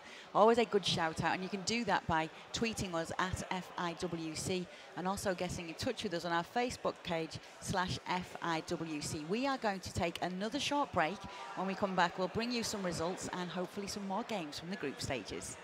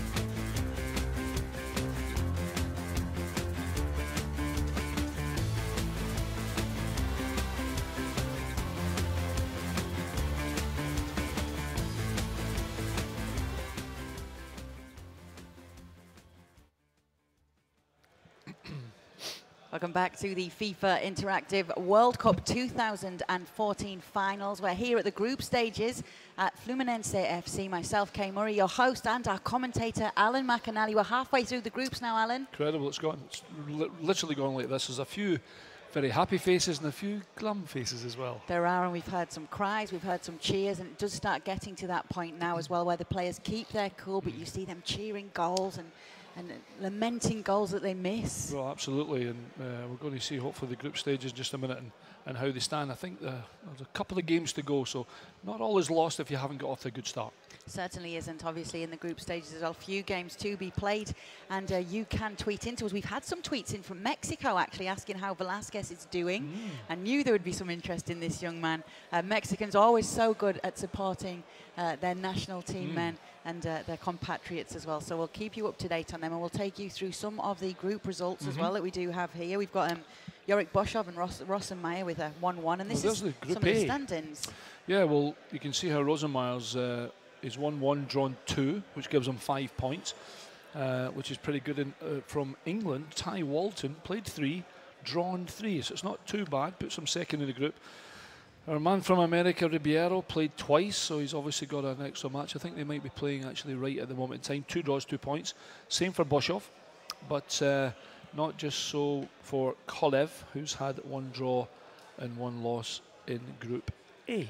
So obviously, you know, there are the 4 groups, Group A to D, and just the 8 players then who'll go through to the quarterfinals. We'll be taking you through all of those games live, and then tomorrow the final 4 will play the semi-finals and the final at the top of Sugarloaf Mountain. That's going to be fabulous scenery. Have you been up there before? I haven't. This is going to be my first time. I've eaten a Sugarloaf, but that's about it. I haven't been up there. Group B, and listen, after, is that right? Is that Bruce Granite with 2 wins? I don't think that can be right. I thought I think because I think we need to. Can we just have a little rejig of Group B, please? Because Bruce, although he's played a couple of games, I think he lost the first game. He got beat 3-1 by Alban Jamali. This is in Group B, incidentally. His next game was against Anders Bollerup from Denmark, was 1-1. And then he's played again since then. I think you might have the score in front of you, against Marian Avram from Romania. And that was 0-0. So Bruce, actually, our defending champion, has played 3 games and has 2 points because he has had 2 draws and 1 loss. We'll try and give that a little bit of a rejig just now. Do you want to go through and that's it. That's why he's going to have to come through now and get some wins under his belt. Well, I'll just have a little look through. I've got it in front of me here. He plays, where are we? Granite. He plays Rafael Fortes. The young man. Who, incidentally, has had a wonderful, wonderful start. Rafael Fortes, he won his last game 1-0 against the Dutchman Jamali, and he also beat Romanian Marian Avram 2-0. So he's played twice. And he beat Bruce last night in the exhibition game. Last night they played with their home countries, home advantage. So yeah, home advantage. So Rafael played with Brazil, and last night Bruce played with France, and he was beaten 2-1 by Rafael. Well, interestingly, his first game, he had Portugal as his team against Avram, who played Brazil, and he won 2-0. And then he changed to Brazil against Portugal and won 1-0. So our boy from Brazil, or should I say our boy from Rio, our local lad, has played 2 games, 6 points. It might be the dream that most of Brazil are looking for on the 13th of July. Is it 14th? 14th July? It's been drumming up the final, the big final. But it's been drumming up a lot of publicity here in Rio, as you'd imagine, as a local. But I was having my breakfast this morning. I look up at the TV screen, and he's on local Brazilian sports channel. Fantastic. Yeah, in fact, it was a national channel. There he was playing with his friends. We were talking to him last night in the exhibition game. He didn't lose his cool, beating Bruce Granek. Obviously, Bruce wasn't playing with his preferred team, but it will be interesting to see if he can repeat what he did last night when he plays Bruce now. Well, he's got there's a couple of them with some big matches coming up. Do you want to go through some of the results that we have in front of us? We've got Yorick Boshov and August Rosenmeier, 1-1 between those two. Rosenmeier had a strong start. I think he's unbeaten as it stands. So he's dropped a few points, but he's not come out of a game with a loss yet. Ty Walton and Tiomir Kolev, 0-0 between the two of those. We were speaking to Andre Buffo, one of our former players here and one of our hosts here this year, and he was saying that Ty Walton's looking pretty strong out there. I think we can actually go to a game now, I think we are. I was going to say Ty Walton drew 0-0. I think we did see Group A. I think Ty had, I think he would get 3 points, I think it was, or something. But he's done pretty good. We are going to go to a game. I'm just trying to hear who it is. If you just give us the game, we'll have a little look. It'll be on the screen, won't it? Yeah, I'm getting it here for you. I think so. It will be Germany and Brazil. I think we're seeing Rossenmeyer again, you know, Alan. It could be. Well, if it is, it will be Kolev, who will be playing Germany against August Rosenmeyer. We've got Ovi, we've got Petrascu and Dassonville. And we're in Group D now. We've not seen too much of Group D, so this is going to be interesting because, yeah, as I said, we've not seen too much. We'll take you through these two players. One of the top seeds is Ovi Petrascu from Romania. Yeah, get your notes out. Come on, we haven't done Group D yet. No, we haven't, but you know he's got a YouTube channel as well, so if you're looking for a few tips, yeah, Ovi helps everybody out by getting people involved in the game, by showing them tips on how to play FIFA as well. That's fantastic. Yep. So make sure you look out for that. So Ovi, as we all call him, Oviu is his name. He's top seeded, number 3 in FIWC seeding, and he's playing against Dassonville, another Frenchman in this tournament. We did tell you have a number of Frenchmen in the tournament this year, looking to make their mark and looking to do what the likes of Bruce Granick did. Julian Dassonville said that training is the most important aspect of doing well when it comes to the FIWC, and he's been improving every year. His favourite player is Cristiano Ronaldo. Well, it's not too dissimilar to the real thing. If you fail to prepare, then you will fail. End of. It's as simple as that. Anyway, ball into the box here. Just to give you a quick on Petrascu, he opened with a defeat. He then had a wonderful result against Defala from Germany. He won 1-0. And then he won again, Petrascu, against Velasquez from Mexico, 1-0. So he's got 6 points from 3 games. Another one will be pretty groovy here. Yeah, sadly there's been a few losses for Velasquez from Mexico. We did get a tweet in from Mimes Rojo. Thank you for tweeting us in. We love hearing your thoughts. Tweet us and let us tell you what's going on here. And yeah, a few losses for Velasquez at the moment. 3-1-0 defeats he's had. A little unlucky. Anyway, here we go. Julian Dassonville as well. He's been at the 2010 finals. He's been at the 2012 finals, but he didn't make it out of the groups on both of those occasions. Well, here's a he started Dassonville with a 1-0 victory over Velasquez, actually. He then was beaten by David, and we'll have a little look at this next earlier on. His name, it looks as though it's pronounced by the way. It's Bythway. It is Bythway, yeah. Obviously, but it was me just saying, by the way, have you got a result? Yeah, here's a lovely ball in for Brazil. Lucas with the ball into the middle. Oh, and it does really well there. Petrascu won't be happy with that. He thought he was going to get Hulk on the end of that, and Dassonville does fantastically well to get his German defence organised enough to clear the danger. So it's David Bythway. Anyway, he beat Julian Dassonville. So both are looking for a result here to try and put them in a very strong position before they play the last game. Here's a ball in from Durham. Can he get it in? And it's poor. It's got to be better than that. And David Luiz gets the ball away too easy. 2 really good chances from both players there, not taken, and both will be disappointed. Nearly at the half-hour mark. Germany against Brazil. Petrascu versus Dassonville, which is Romania against France. Marcello gives the ball away. Are we going to see a change in tactics for a left-footed player swinging it in from the right? No, we're not. It's going to be Royce, right-footed, swinging out the way. Oh, good header away. David Luiz, Duncan Dogan keeps the ball alive to Schürrle. Can he get it into the box? There's only one man in the box, Thomas Müller. There's a defender down. Dani Alves wanted the game stopped. Anyway, Schürrle from the left-hand side, right-footed, curling it in. Can they get Thomas Müller onto the end of it? Goalkeeper came. It's a good header away from Hulk. Schweinsteiger, edge of the box, can have a dig, doesn't, keeps it alive. Royce on the left-hand side.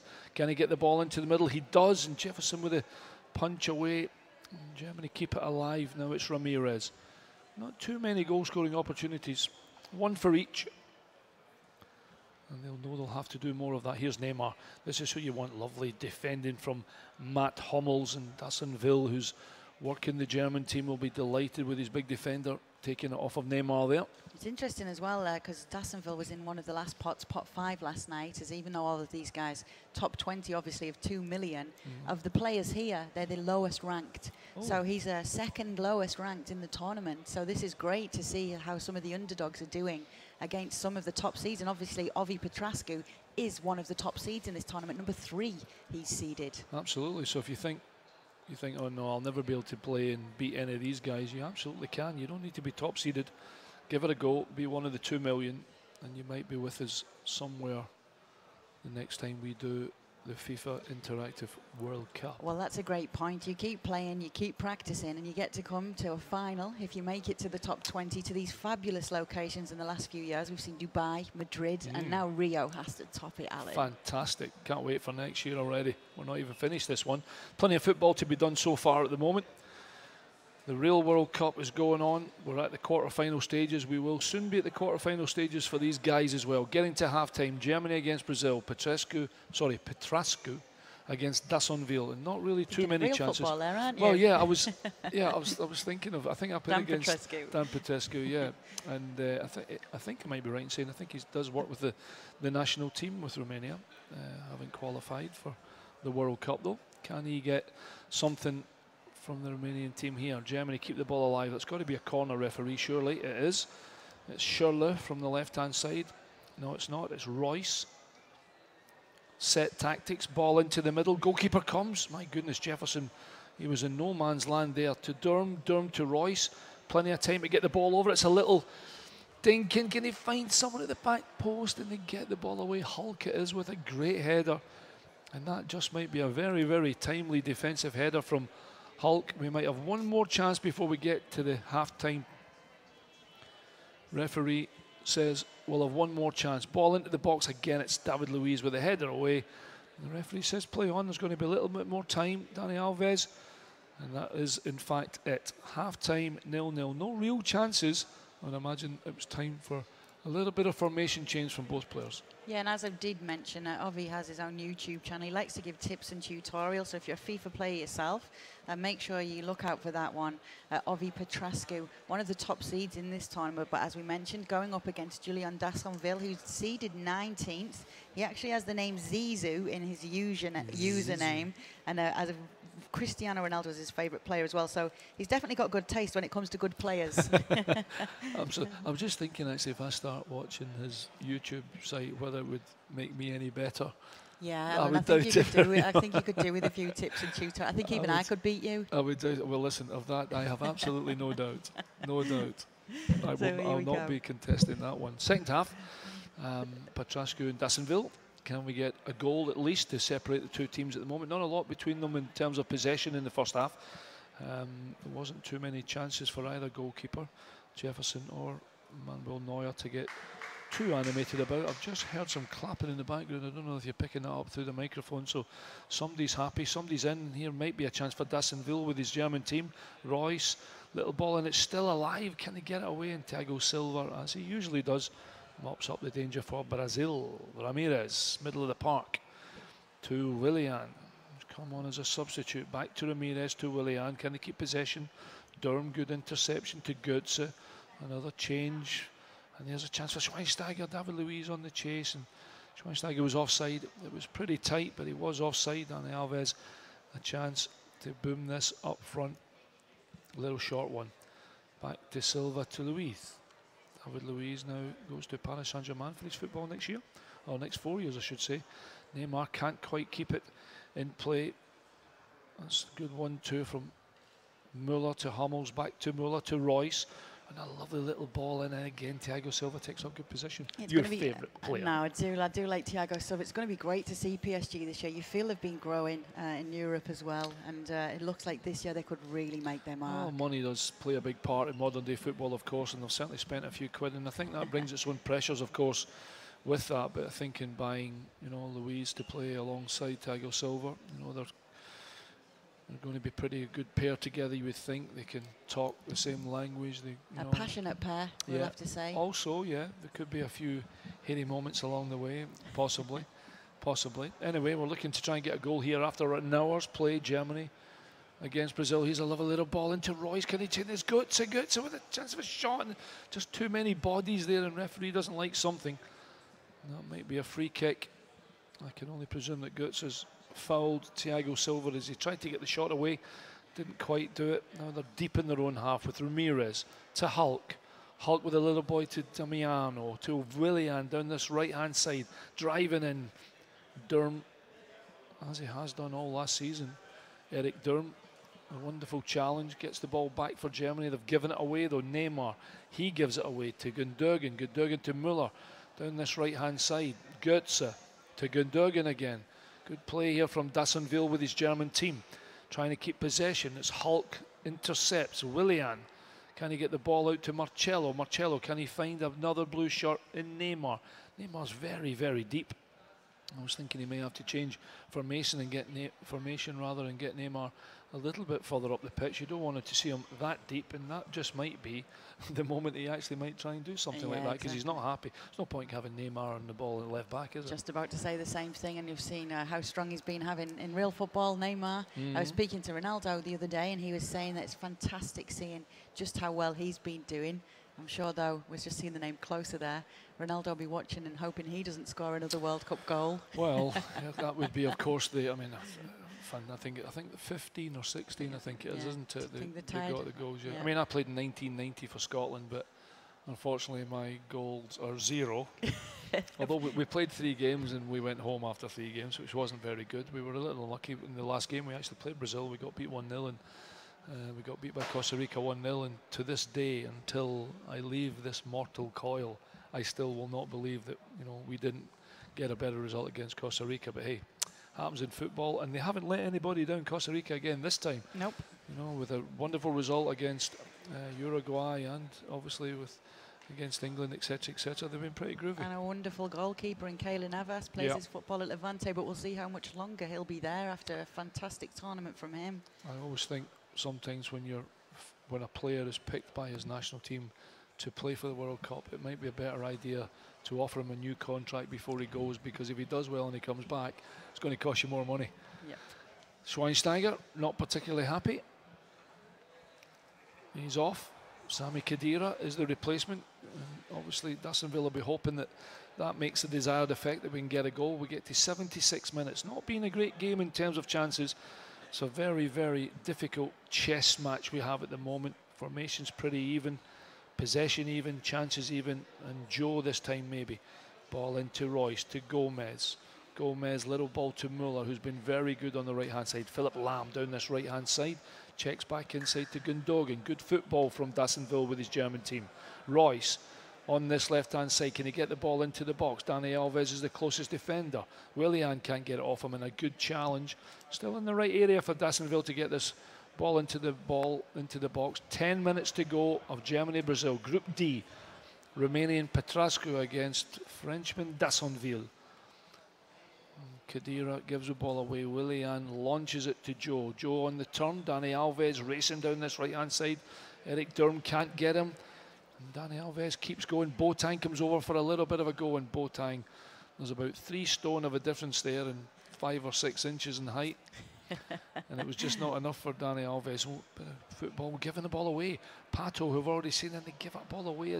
Again, we talk about keeping possession in the big game. Well, you need to do exactly the same in the FIWC, because if you don't have the ball, you can't score a goal. Yeah, I think for some of these players, with there being a number of more claps we're hearing there from over in the corner, but I think with there being more group games than in a usual group stage, sometimes a point can actually serve them really well. Absolutely, I agree totally, because originally I thought there was only 3 games, but I think they're playing 5, which is a great idea, because it obviously gives them more chances. Royce not happy being caught offside, but if you do get that poor start, then you still have a few more games, obviously, and of which I think we'll have at least another 2 games for most players. This 0-0 won't be just such a bad result for Dassonville. Petrascu, obviously, is one of the more fancy players. We'll expect it to have a better performance by his Brazilian team. Gomez just gives away the foul. Dani Alves, he has a chance to get the ball into the box for Brazil. 90 minutes has been played, and the referee has his whistle to his mouth. Little short one. Into Ramirez. Can they get it into a goal-scoring opportunity into the box? To Pato. Good defending. Little trick from Pato, but there's no way past Philip Lamb to Gomez. The referee looks at his watch. There can't be much more time. Gomez down the right-hand side, and there it is in Group D. Oh, no, is it? Sorry, I might be a little early there. Oh. No. Are you sure you want to quit? Yeah, that is it. So in Group D, it's 0-0 from Dassonville and Petrascu, which is probably a better result, I'm going to say, for Dassonville than it was for Petrascu. No, it certainly is. And we've not seen too much of Group D. We'll hope to see a little more and bring you up to date on some of the other results that are happening on Group D. Keep up to date with everything that's going on our Facebook page, facebook.com/FIWC. You can see pictures of where the finalists have been, seeing some of the sights in Rio, meeting some of the locals as well. More on that a little later. And tweet us as well. It's great to receive your tweets at FIWC.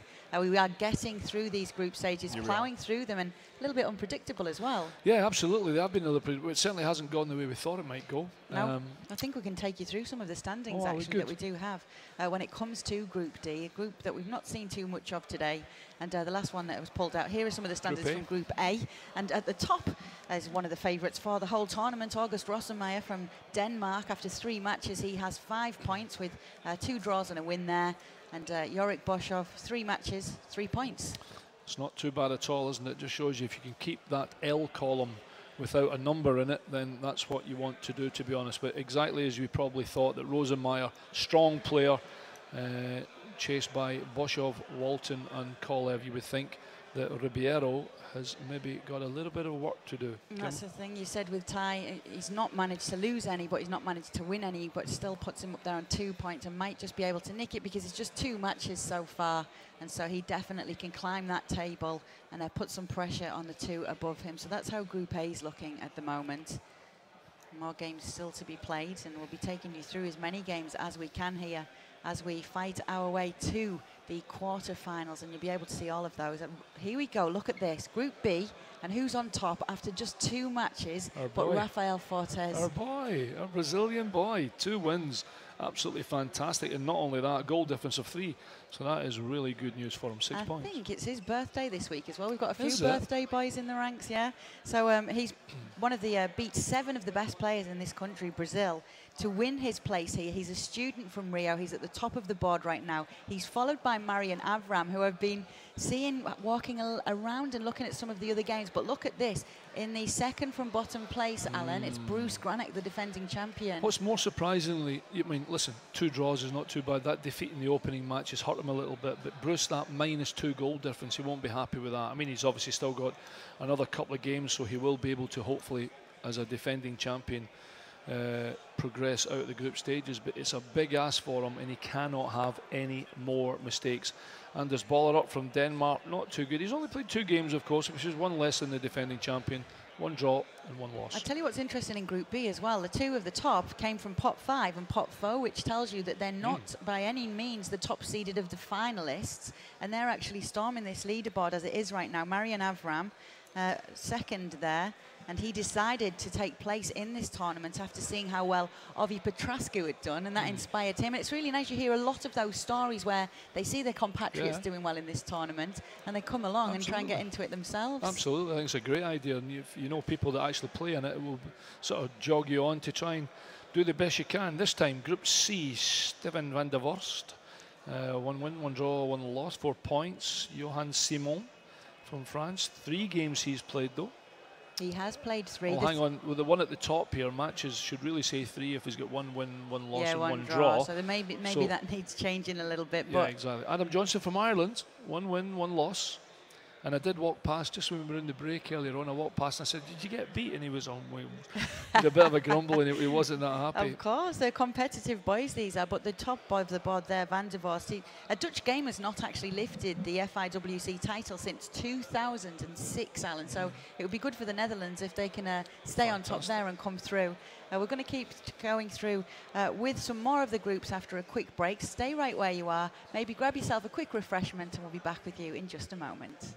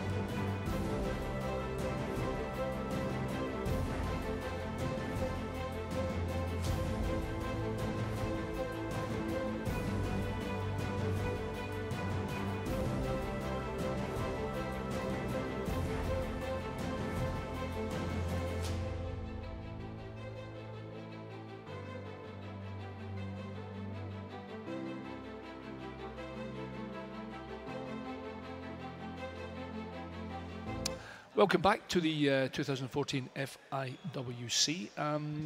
Another exciting round, fantastic. It has been. We're You've been nearly all the way tweeting as through. well, and we've got some results to catch up on that you haven't actually yet seen. We do, so we'll be taking you through some of the tweets we've had in. Thank you so much for tweeting us. It's been lovely to hear from you. Yes, some results, some big results as well, and some big surprises too. No surprise here with August Rosemeyer with another win, this time 1-0 over Tiamir Kolev. Michael Ribeiro and Ty Walton played out a 1-1 draw. Rafael Fortes, Brazilian's best hope here, beat Bruce Granek 1-0. Just as he beat him last night in the exhibition game in the draw, he managed to do it when it actually mattered as well. So that's a huge result. The number one seed against the lowest seed in this tournament. That is a big result, but not only that, that means Rafael Fortes has won his opening 3 matches, which I think pretty much guarantees him safe passage. Fantastic, and it's going to be great to see him here in his hometown of Rio as well, his home city. Anders Boller up against Alban Jamaili, 2-0 that finished to Jamaili. Adrian Vior and Krasi Ivanov, 1-0 that finished to Vior. Not a great start for Ivanov. Vior was with Germany, and I was actually looking, I was watching what Ivanov would do after his last game, and he stayed with Brazil, but he's been beaten by, obviously you said Vior, and he was with Germany, so it's a big result for Vior as well. A 0-0 here between Steven van der Vorst and Adam Johnston. You saw Adam Johnston a little earlier having a little grumble. I did, yeah. Well, what did he get? Was that a draw? 0-0 in this one, so still managed to pick a point up here. We say points really matter. Same result between Julien Dassonville and Ovi Petrascu, 0-0 between those two. Farid Difala and David Bideway, 1-1. Lots of draws we're seeing here as well. And that's the results that we've got for you up until now, so we can keep you updated on everything that's going on. We've had a tweet in from Debbie, who's asked us. Hi, Deb. Hello, Debbie. Debbie often tweets, actually. She's a lovely lady. And she's asked us if we've picked up any Portuguese while we've been here in Brazil, other than obrigado. Oh, other than obrigado. Well, I ordered more than 2 beers last night in Portuguese. You worked out how to do that one, hey? So we'll does de nada count? Maybe. I'm not doing too well with it myself. You know, I've become an expert in charades, which for those of you who don't know what that game is, it's how to talk with your hands when you don't know the words. And that's what I've become since I've been here. So Debbie Santos, I hope that answers your question. It'd be great to hear from you if you want to tweet us in at FIWC. Here we have Ty Walton against Jorik Boschov of the Netherlands. Ty obviously representing England here. England could still be doing well in the FIFA Interactive World Cup, much better than they've been doing in the real World Cup. Absolutely. Well, this is, you know, we like to show you this part as well, because if you're watching us online at the moment, then you go through all this as well, and this is a big part of who they decide they're going to play, what formation they're going to see. You can just see Germany was 4-3-3 holding there, and I think Ty had gone with 4-3-2-1 wide attacking, I think it was. We've seen a lot of just missed it. It was really quick there. Because maybe they don't want us to see too much of the tactics. Well, even for the other person, actually, because I suppose you could pause the game and go into it and kind of match up a little bit, which is more the point. But certainly Ty has had a decent one. Let me just go through. He had a 1-1 draw in his opening game.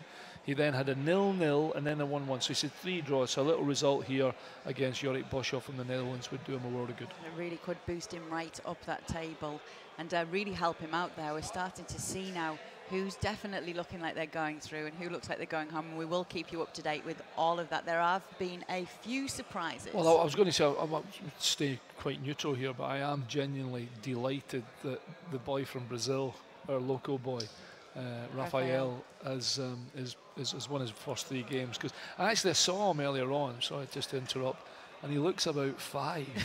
he looks just so young. He's only a young guy. Yeah, he looks so young. Anyway, 3 games. So we're just going to get this Group A match off and kicking. Walton against Boschov,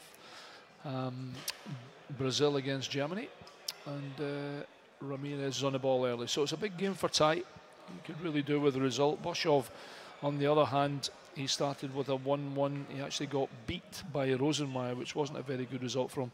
And then another draw against August Rosemeyer. So he's not just done just quite as well as Ty Walton. So it's a big game for both at the moment.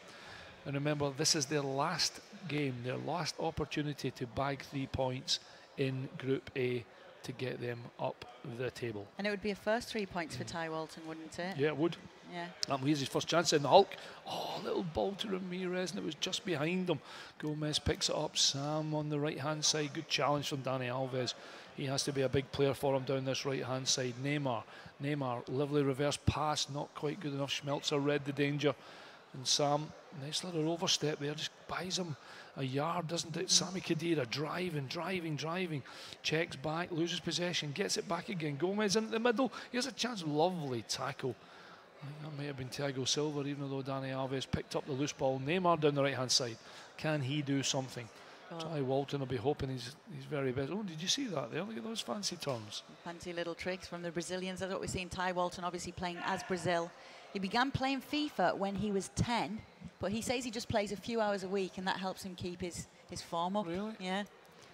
And that's Ty Walton. I thought you probably made it. He probably says it's a couple of hours a week because mum and dad's listening, but in actual fact, it's probably about 20. Yeah, he's a student from England. Is Ty been playing FIFA a long time and playing against now Jorik Boscho from the Netherlands, who's playing as Germany here today. And we did mention before his favourite player is Rafael van der Vaart. This is a dream come true for him to be playing in the FIFA Interactive World Cup finals. Group stages as well. It's coming right to the end of it. He's from Redditch in Ty England, Walton, Ty. yeah. Redditch. I was having a little chat with Ty last night. He's been enjoying it here. And yeah, Jorik from Elst. Elst in the Netherlands, in Holland. Let us know if you're watching in Holland. We'd love to hear from you. Do you know where Elst is? I don't know where Elst is. I'd like to know where Elst is. It's in Holland. My geography's good, but it ain't that good. Yep, in the Netherlands. I ain't that good. So, Alves and Thiago Silva. No chances after 20 minutes. I'm loving all your stats. You have been a busy girl, you. And, I like that. I like that homework you've been doing. That's pretty groovy. And I do. I keep up with these guys. I follow them on Twitter. To be fair, yeah, you know? absolutely, yeah. And it's good to see a couple of faces, you know, recognisable from the last time. And I'm glad there are a few more new faces qualified, because it just shows you how difficult it is and how widespread, of course. 2 million people trying to qualify to be here in Rio with us right now to try and be the champion of the world of the FIWC 2014. And how popular FIFA 13 had been. All these players playing on the PlayStation 3. Just fantastic. 2 million tried to get to the finals. Amazing. Only 20 of them made it, and these are 2 of those that you're watching in action now. Ty Walton of the UK against Jorik Boscho of the Netherlands. Luis to Philippe Luis on the left-hand side, driving forward, looking for another yellow shot, gets it in. Gustavo to Oscar, one touch to Ramirez, over to the right-hand side to Dani Alves, driving forward. Again, one touch football from Walton with his Brazilian team. Neymar does a trick, trying to get himself a half a yard to try and get the ball into the middle, and he does that. Can he get the ball in? It's a lovely ball in. It's a good clearance by Matt Hummels. Wonderful clearance, actually. Long and deep. Thiago Silva with a little drag back. He also buys himself a yard. Comes back into Schmelzer. Schmelzer all over him like an old suit. Doesn't let him go anywhere. Lovely football there. Schmelzer and Sam is going to find, surely, Thomas Muller. Thomas, a little drag back, and Thomas Muller's in here if he can take the control. And it was, my goodness, it was just a yard too long for him. And eventually, Brazil and Walton get it clear. I thought Boschoff was just about to manufacture that yard of space that Thomas Muller was looking for in the box. Here we go, Walton's Brazil team. Ramirez to Neymar, loads of space. Get this in the box. Get someone on the end of it, and it's again a good header. Schweinsteiger it is with a header. Got to say, defending from both players has been excellent so far. There's been some brilliant crosses into the box as well, Alan. Really precise balls coming in, but not the finish coming on the end of them. This game coming from the screens is the Estadio Maracanã, but the venue we're at today is actually the Estadio Laranjeiras of Fluminense. Very good, Laranjeiras. Laranjeiras. There you go, there's a bit of Portuguese for you. Incidentally, those of you that are watching, Fluminense FC are actually, at the moment in time, playing Botafogo. Fantastic. Outside, literally. Oh, great shot from Oscar. Wonderful save from Manuel Neuer. It's bouncing about the box there. My goodness, just as I was telling you that, yeah, I think they kicked up about 5 or 6 minutes ago. So we've actually, not to say that you might be listening to Kay's version of events, doing the commentary, if I just nip out and have a quick watch of the first half. Quick change of free kick taker, this time Thomas Muller. Again, not too many chances, defence is on top, almost at half time. Referee's got to be thinking he's seen just about enough, and it will be a very, very big 45 minutes for Ty Walton and obviously for Yorick Boshoff in the second half to try and get that very, very precious 3 points that hopefully will put them in a position that they will get out of Group A. Well, exactly. We were talking, Alan, about the fact that there are 5 rounds to be played in the groups, which does give them a better chance. But don't forget, even though there are 5 players in each group, it does mean in the normal way that it's just the top 2 from each that do go through when it comes to the quarterfinals, which you will be able to watch in their entirety here today on this FIWC group stage and quarterfinal special coming to you from the Estadio Laranjeiras. Very good. I mean, your Spanish is, you speak good Spanish, don't you? You've got the accent spot on. I've got the Spanish, you've got the Laranjeja. German. When you said Laranjeja, I thought you were saying like Narandia. Sounded like Laryngitis. Laryngitis. From Stadion Laryngitis. Listen, if Fluminense score, you'll probably hear it in our microphones from all the people outside watching it. That's going to be a corner. Not great play really from Ty Walton's Brazil team, giving the ball away there for very cheap indeed. Ball into the box, it goes through to the back post. Can we have a little trick? Schmelzer, can he take a touch and get it in? Could he possibly? He gets the wrong side of Dani Alves, and Dani Alves, it's a good challenge, and unfortunately, it's going to be a Brazil ball. Come on guys, we're looking for a couple of chances here. 50 minutes played. Somebody's going to have to take a chance. I would imagine we'll get to 60, 65 minutes when we see a little pause in the game as the players maybe change formation, change attacking formation to try and put maybe an extra man up front and just give you that extra pass in an area where Sam's driving. What a chance this is. Ball into the box. It's a goal. It's a great challenge from Lucas. Gets the ball away. I thought it was going to go right onto the head of Schweinsteiger. And David Luiz does what he does best and gets it clear. For Luiz, who come on at half time, gives the ball away. Schweinsteiger, middle of the park. Schweinsteiger, ball to Royce. He's onside. One touch, surely. Referee, was that handball? Doesn't. Royce has still got it. Ball into the middle and just not a yellow shirt on the end of the cross. And this Group A game is still very, very. Oh, hang on. Sydney Sam with the ball in the middle, and Jefferson can't touch it because it came from a defender. You mentioned changing tactics, Alan. We saw earlier with August Rossenmeyer, quick change in tactics, changed the game for him. Fantastic. Now, they've got to be thinking about getting to it. We're almost on that 60-minute mark. And don't be surprised if there's a little pause in the game. Someone has got to take a chance. It's a stalemate at the moment. 0-0 Group A. Walton versus Bolshov. Brazil against Germany. Schmelzer. Closest to Hulk. Hulk with the ball on the right-hand side. Taken off him. To Sam. Sam to Gomez. Back to Sam. Good one-touch football to Muller. And a good little ball into Sam again. He's had a good game down this left-hand side for Germany. I think Boshoff will be happy the way he's managed to control him and get lots of possession. I'm loving seeing the national teams playing. Here we go. As Let's well, have a quick look. See if we can find out what he's going to do here. So he's going to take Schmelzer. Hang on, Royce. So we've got 4-3-3 holding. This is the one just underneath the pitch, top right. Yeah, I just wonder whether he'll change that holding thing and maybe go a little bit more attacking. Stays with the holding. Okay. I thought he might go a little bit more attacking. Little change. There's the couple of changes that we saw already. So it's Bernard on, Neymar off. Yeah, so when you need a goal, you wouldn't really think about that. He's taken Hulk off and brought Alexander Pato on as well, hoping for a goal. And here he is, Pato, driving forward. He nearly got clear there. Ball back to, you can see Mario Götze is off. Sorry, is on. Thomas Muller is off. Mario Klose is on. Gomez is off. Schürrle's on. Sam's off. So fresh legs more than really formation changes. So hopefully that might make a difference. Remember, even I know in the game when players get to a certain point, their energy levels do drop, and it gives you like the stats, maybe an extra edge if you bring someone on, etc. That's obviously fresher than someone that's been on for the previous X amount of minutes. 71 we've played, 0-0 Group A. Can we get someone to get a chance to stick it into the net? I wouldn't mind seeing another goal actually. Well, exactly. We've been sitting here for a bit. Well, exactly. Since you left to take a walk around, the goals have stopped.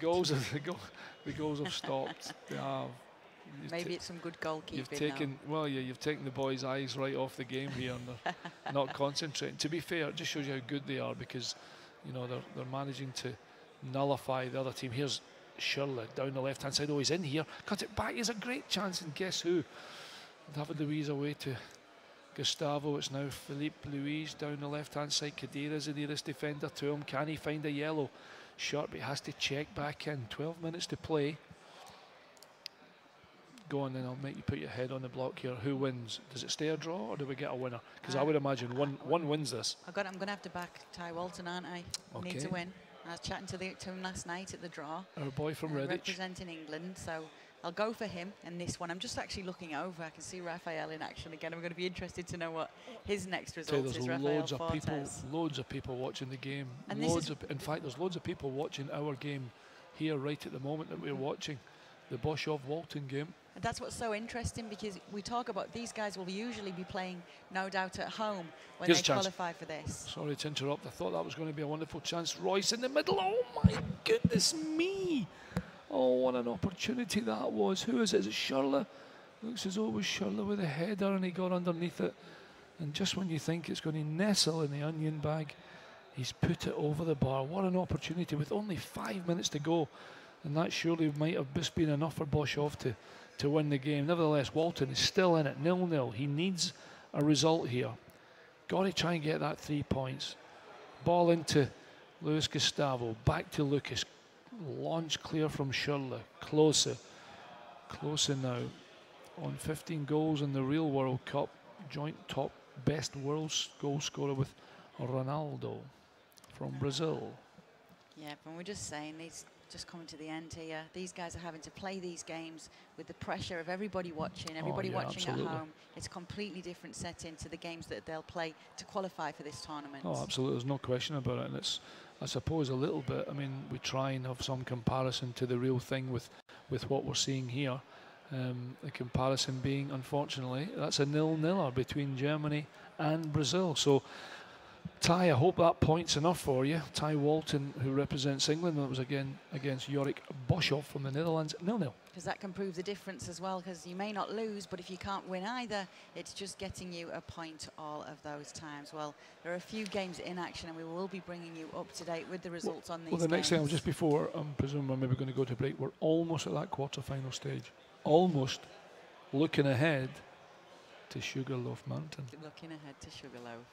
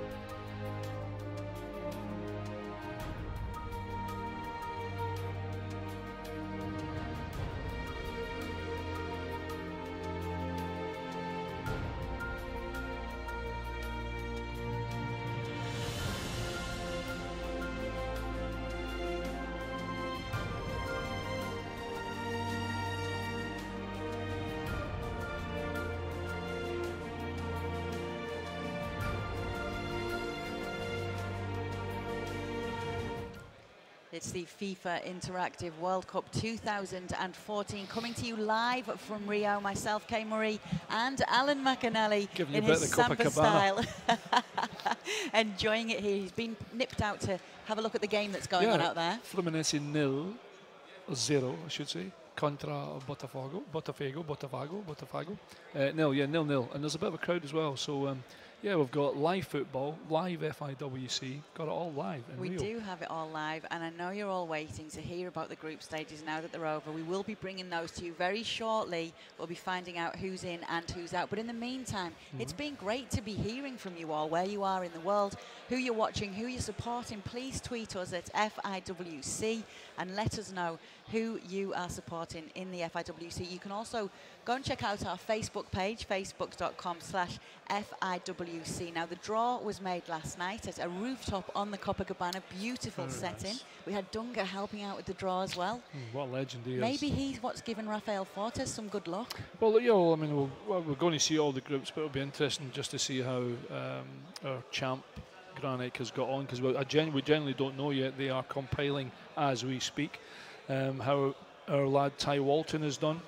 I think August Rosenmeyer was in a very, very strong position.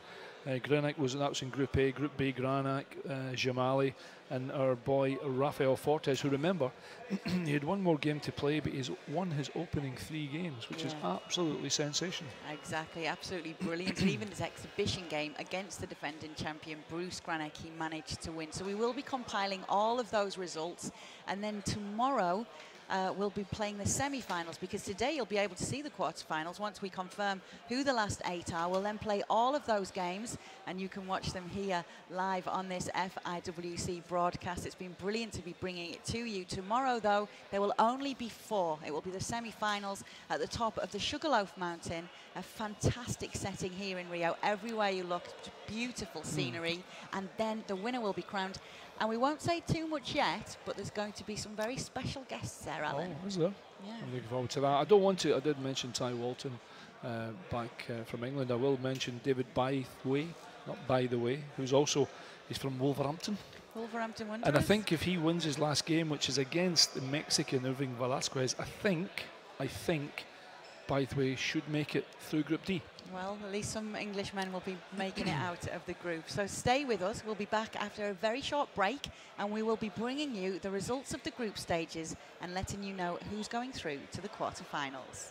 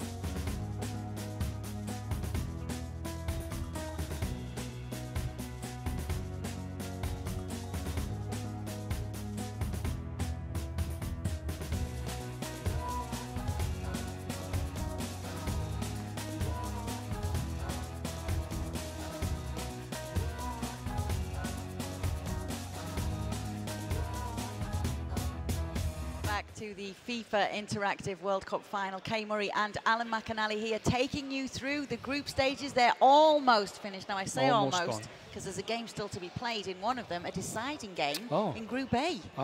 Yes, so what we will be doing is we will show you the quarter-final games, but the decider will have to be tucked in between those. Oh, in that case, well, we're going to show you that. I was trying to think whether Ty's managed to get a playoff place because he needed that point at the end. We'll check it Maybe out. that tells you the reason it was a very, very cagey game, wasn't it? I genuinely don't know. We have no idea. We don't, but we have been talking to a few of the guys when we've seen them pass. We do know a few who are through, and we'll let you know them as well now. So Group A is almost shaping up, but not quite just yet. There has been a winner in Group A, and that was August Rossenmeyer. I think first out of the pot as well last night. He is somebody who's been pinned and been a favourite for this tournament. Did not nice as well lad, as he really wanted good to guy as well.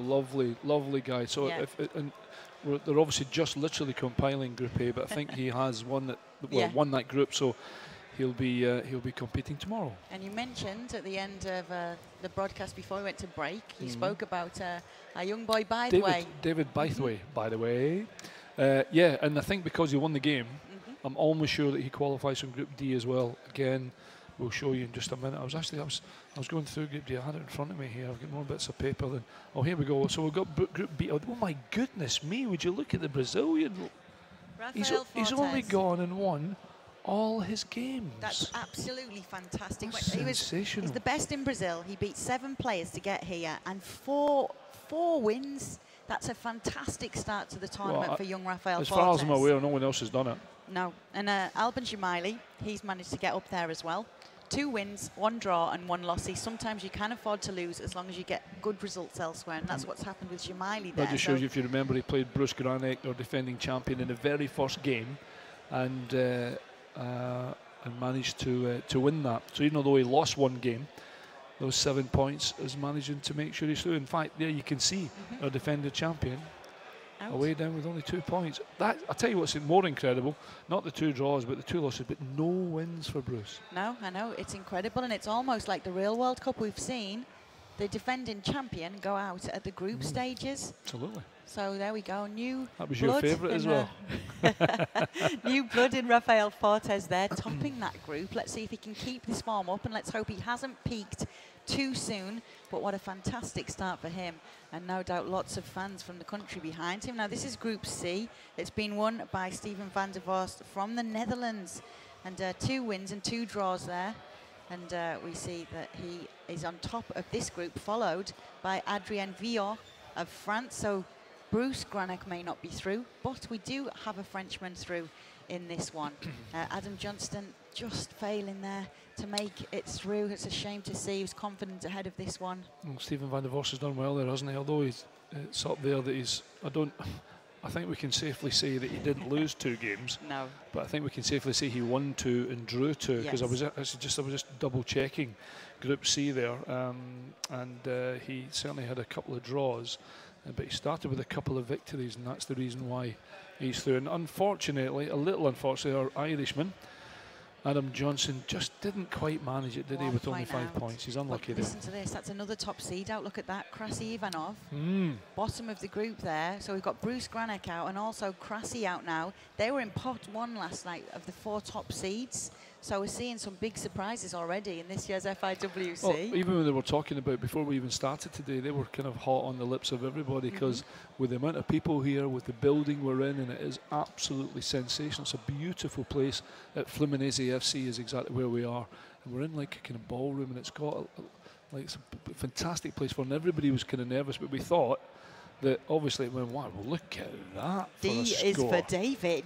D is for David. David Bytheway, absolutely storming Group D. 4 matches, 3 wins, 1 draw, and 10 points there. And we did have a quick word with David. He's happy about this one. He was saying he wanted to play a little bit of beach football, but he's going to have to put his training in tomorrow now and make sure he gets some rest if he can get through the quarters. Do you know what's incredibly funny about that? What? That a lad from Wolverhampton says, "Oh my goodness, I'm not going to be able to play beach football," which, with the greatest respect to the Midlands, there ain't a lot of sand and there ain't a lot of beach. No, it's true. Hopefully we'll get a word if we can. If David continues to keep up this good form and manages to make it through the quarters. And another Frenchman in second here who will be going through is Farid Difala. So still representing France, which I'm sure Bruce Granick will be happy to see. Yeah, and he only made it on goal difference as well. And another of one of the big guns, Petrascu from Romania, of course, doesn't get a chance to go through, although they both finished with 2 wins, 1 draw, 1 loss. The win that obviously Farid had and made enough goals that he manages to get to the next round, but only by 2 goals. Yeah, so that's only one top seed from pot 1 who will be in this one in Group A. And it's August Rossenmeyer that we do know has topped Group A. He's the only top seed to actually make it through to the quarters. Do we know, are we hearing who's playing in the playoff match? Do we know yet? No, we're just going to wait to see that. Yeah. I was jumping ahead there, I apologise. It's okay. I'm just going to go and watch the Fluminense again.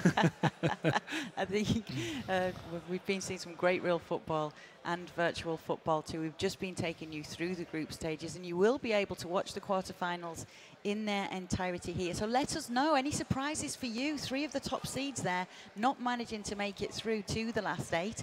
They're all out in the group stages. Tweet us at FIWC, and you can visit our Facebook page, which is facebook.com/FIWC. And here we go.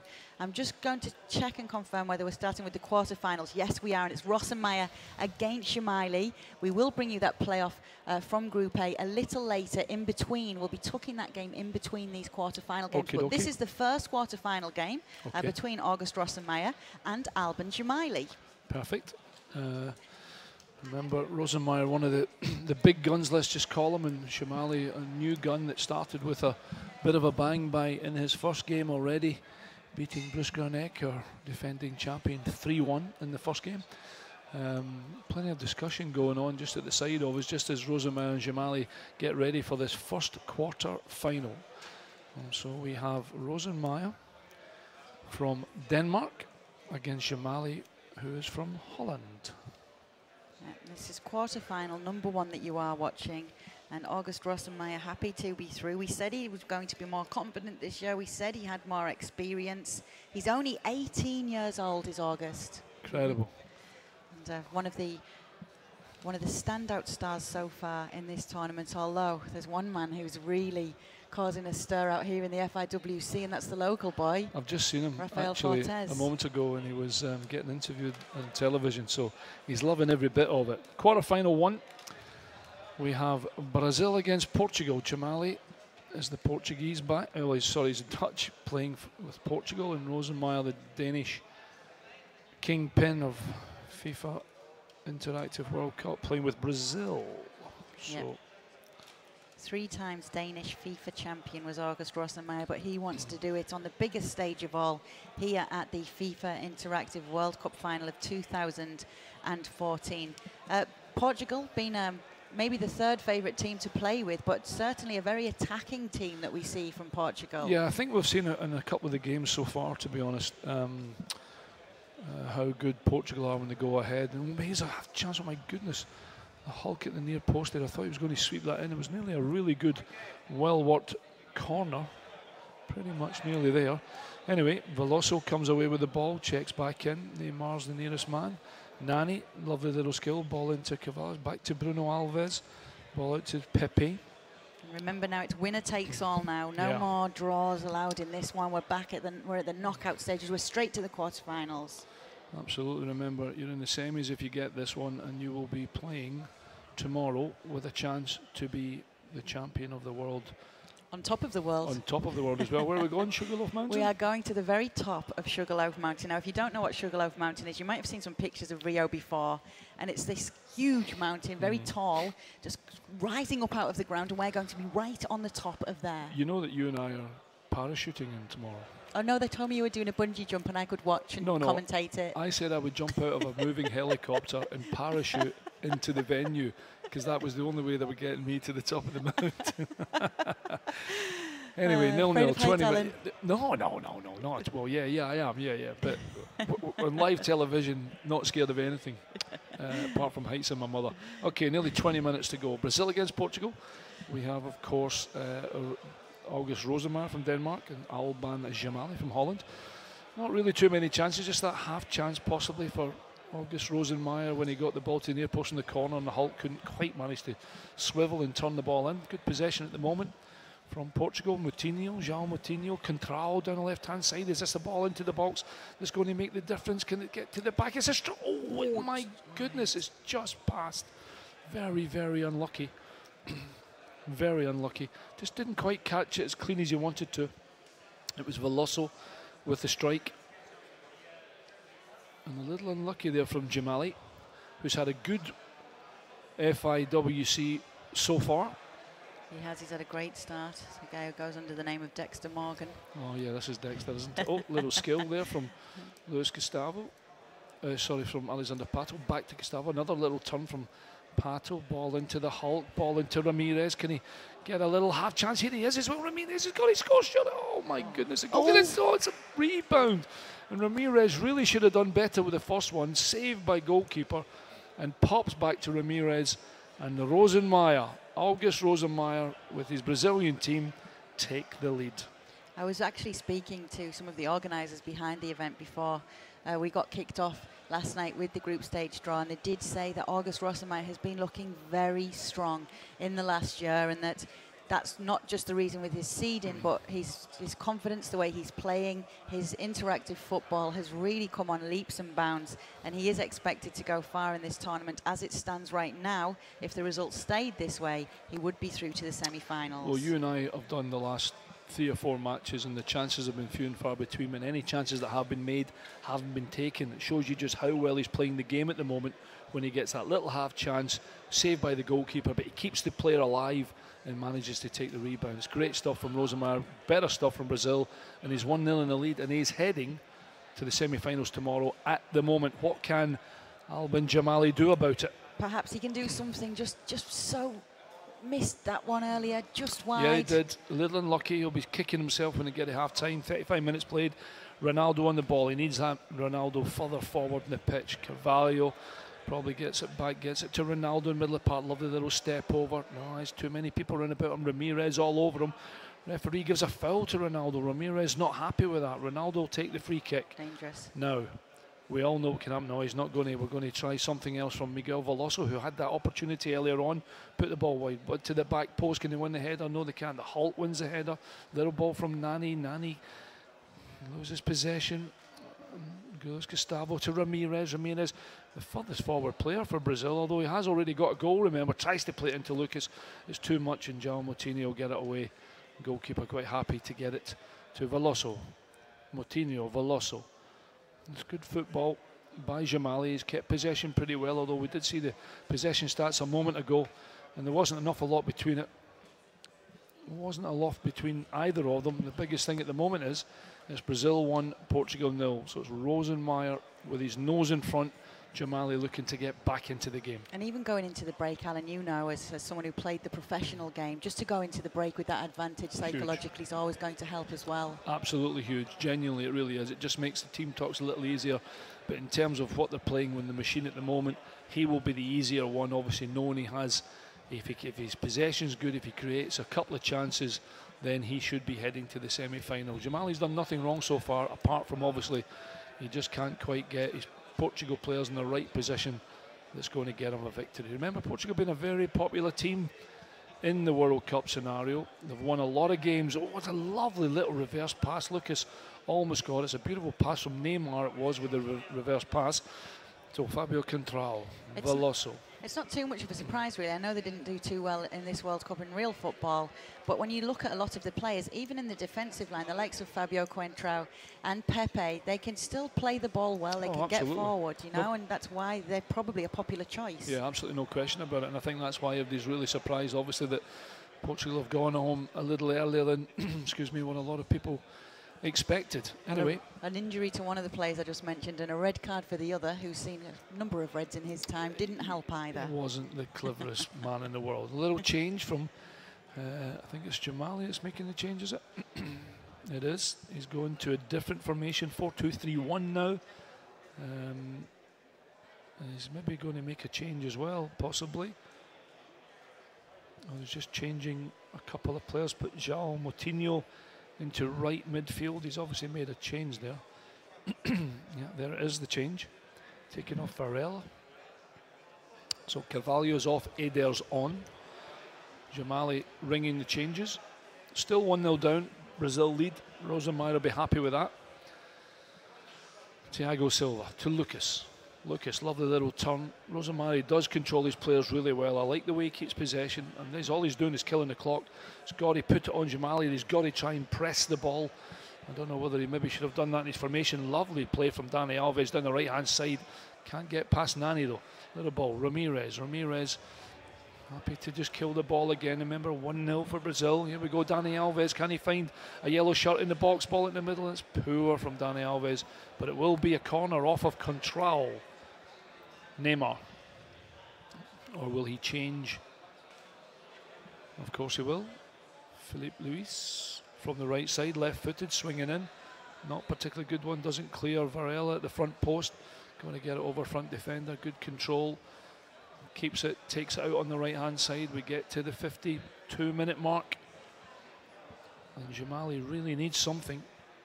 Well, they can see that it's understandable that Rosenmeier does have the advantage, as well as he won Group A and he is playing Alban Jamali, who came runner-up in Group B. So that certainly gives him the advantage as well. The Group B winner was Rafael Fortes, and we will be showing you his game as well, of course. But as Alan mentioned, as it stands, it's 1-0 to Brazil, 1-0 to Rosenmeier. He's just struggling a little bit, Alban.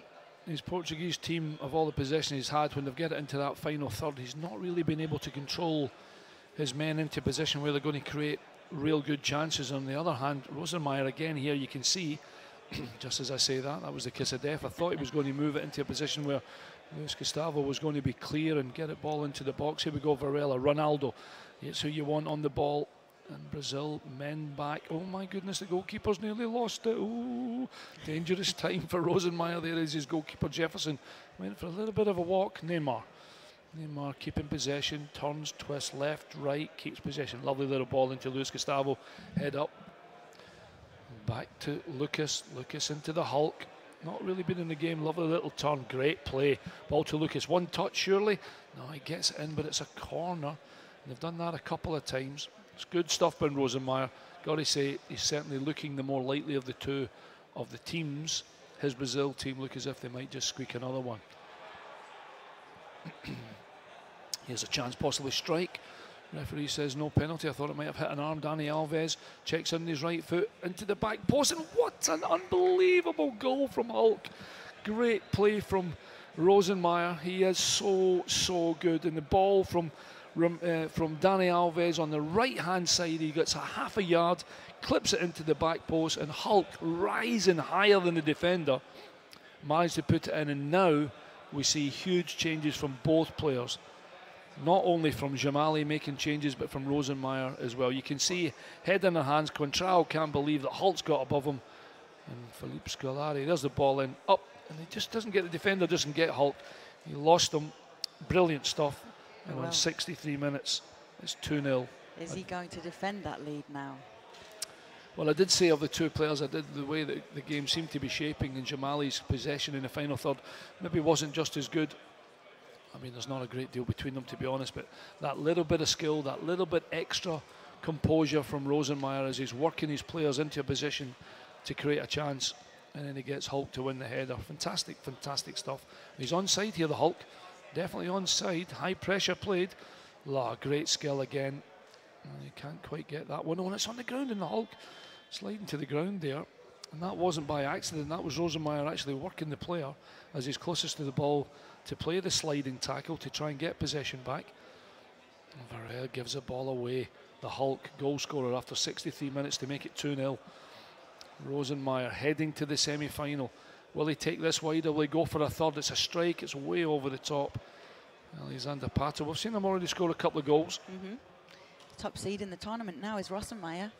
Now that Bruce Granek's out, he was number 2 before this. So obviously that is his seeding, but left in this tournament is him. And only between him and Jamali, who's left in the tournament, is David Bythway when it comes to the top seeds. Ramirez, chance to make it 3. That would have been it, surely. And the ball goes to Patrizio, and he can't believe he's locked the goalkeeper.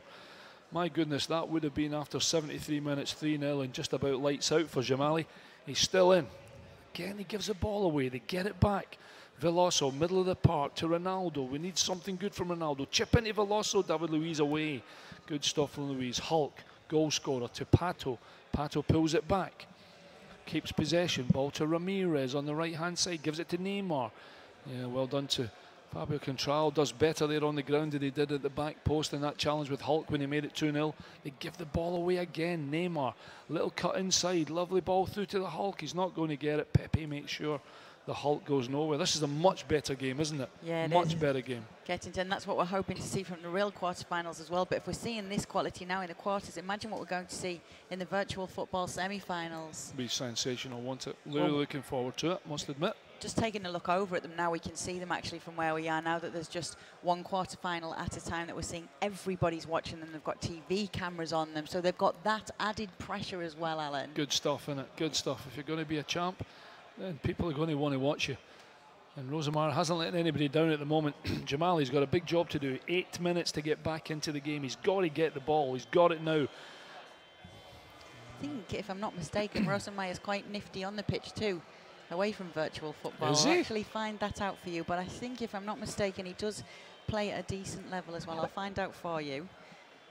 You'll be telling me he's representing Denmark in a minute. Mind you, if he wins this, they'll probably give him the opportunity. He's got the ball again at the right end with his Brazilian team. And this time they keep possession better. Nani, they don't. Little ball in from David Luiz to Gustavo. Good challenge. Adair on the ball to Ronaldo. Now's your chance. Can you get back into the game, Alban Jamali? You've got Ronaldo and he strikes. It's a great save. There's a chance from the rebound. It's going to fall to a red jersey. And it just will not do it. The Hulk clears the ball away. That was the closest he's come so far. Great stuff from Ronaldo. And Jamali must have thought he'd got his man at the position. And Rosenmeier's goalkeeper Jefferson makes a wonderful save. Here we go. This could be it. Pato in. Pato, great tackle from Bruno Alves. And it falls perfectly to the Hulk. That's a little unlucky and a little unfair in Jamali. But as he made the challenge, it fell perfectly to Hulk. And on the 90th minute, the Hulk has made it 3-0. And August Rosenmeier from Denmark and his Brazilian team will be heading to Sugarloaf Mountain. They will be in the semi-finals. I feel a little bit for Alban Jamali, considering he started in his very first game in this FIFA International World Cup with a win over the defending champion Bruce Granek 3-1. But this has just been an extra one. He just hasn't quite managed to keep up with Rosenmeier, who has been, we've got to admit, absolutely sensational with his Brazilian team. He really has. What a great tournament he's having so far. Let's hope he can keep this up. That is August Rosenmeier, the first player through to the semi-finals. He will be part of the final four on Sugarloaf Mountain All tomorrow. done. I've just seen the boys giving each other a really warm handshake and big bear hug. So it's really good to see the guys. It's a fantastic result for August Rosenmeier from Denmark. Absolutely fantastic. 3-0. In the quarterfinals. Yeah, and that's just showing that it's not just the goal scoring that he's managing to do, and it could play a very important part, as you mentioned earlier, Alan, is defending, keeping a clean sheet in that one as well. Absolutely no question about it. We're still waiting confirmation, incidentally, to who finished second in Group A, who will play the winner of Group B. Is that right? Who will then play the golden boy of the whole day, Rafael Fortes, who of 4 games won them all, finished on 12 points, and he will play the runner-up in Group A, and we're not actually sure. We're still waiting for that. You can see the very top part there. That is Rosenmeier will go into that red space of the semi-finals. Rafael Fortes, we don't know who he's playing yet. Steven van der Vorst will play Farid Defila from France, and David Bythway from Wolverhampton will play another Frenchman in Adrien Vior.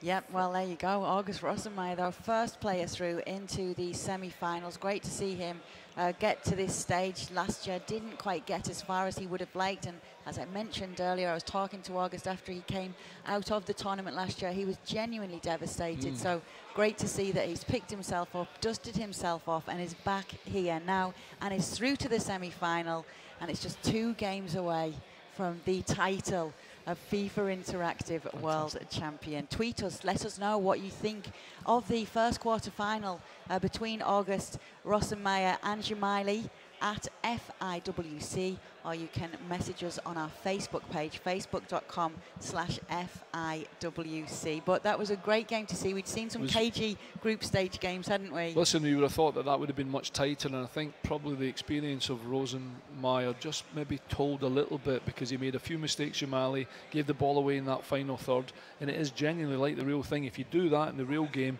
you can't get possession, you can't create chances. Got to say, August was absolutely fantastic, genuinely fantastic. And he's just walking by. Hey, Rosenmeyer. Well done. He's just walking, just live TV. Listen, if we're not going for a break, I want to go and see how Fluminense's getting on. Okay, we'll go for a quick break and we'll be back with you very shortly.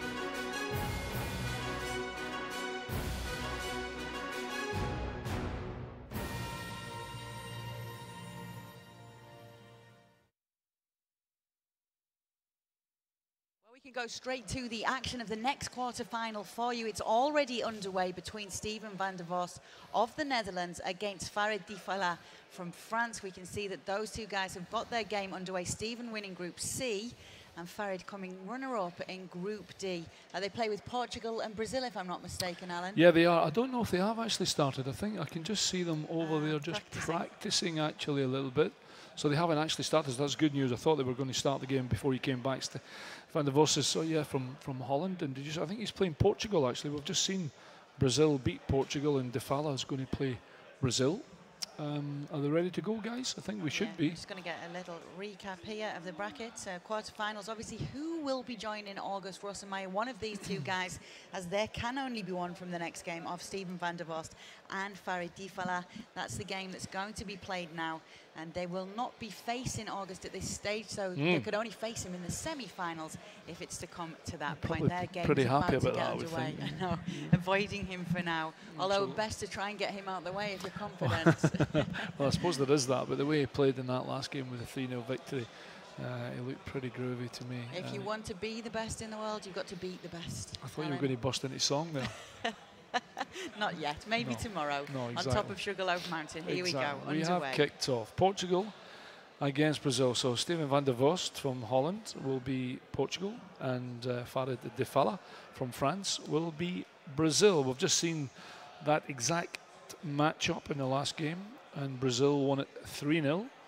So obviously Steven van der Vos, they'll be hoping his Portuguese team do a little bit better. I'll tell you what's lovely, we've got Jamili, who's just been knocked out, watching his compatriot here and keeping a close eye. And you do see that. It's lovely to see that the guys are all really good friends across the nations, but particularly when there's two from the same country in the finals. I wonder whether they play each other online, you know, against each other and have each other's addresses and stuff and actually play against each other. That must be pretty good. Well, all the best players in the world do usually get pitted against one another, as obviously your level. They usually pit your club or yourself against how you are, or the team that you pick. And if you're going to pick a good team, the likes of these teams, you are going to be put up against other people who play well with these teams too. Absolutely. First chance for Ronaldo from distance. Lovely dig and quite an easy save again. Oh, what an absolutely unbelievable strike from Cristiano Ronaldo. Absolutely fantastic strike.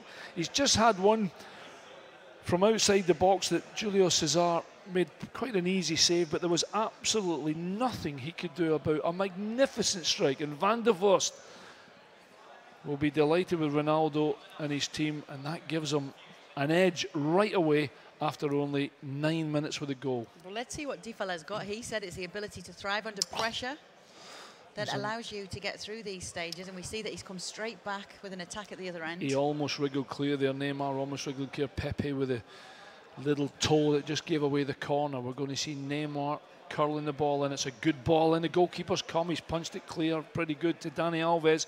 We think of a strike. No, gets the ball back out to Neymar. Got to keep this ball alive. Keep it in the box. Make yourself a half a yard. There it is, the half yard. He does it too much right this time. No, he's gone along the line. It's made it outside the right foot. He's got a chance. It was a great save. Gorgeous play as well from Difala. Absolutely brilliant. He waited and waited and waited. I thought he would get the ball in earlier, and Difala obviously knew a lot better than I.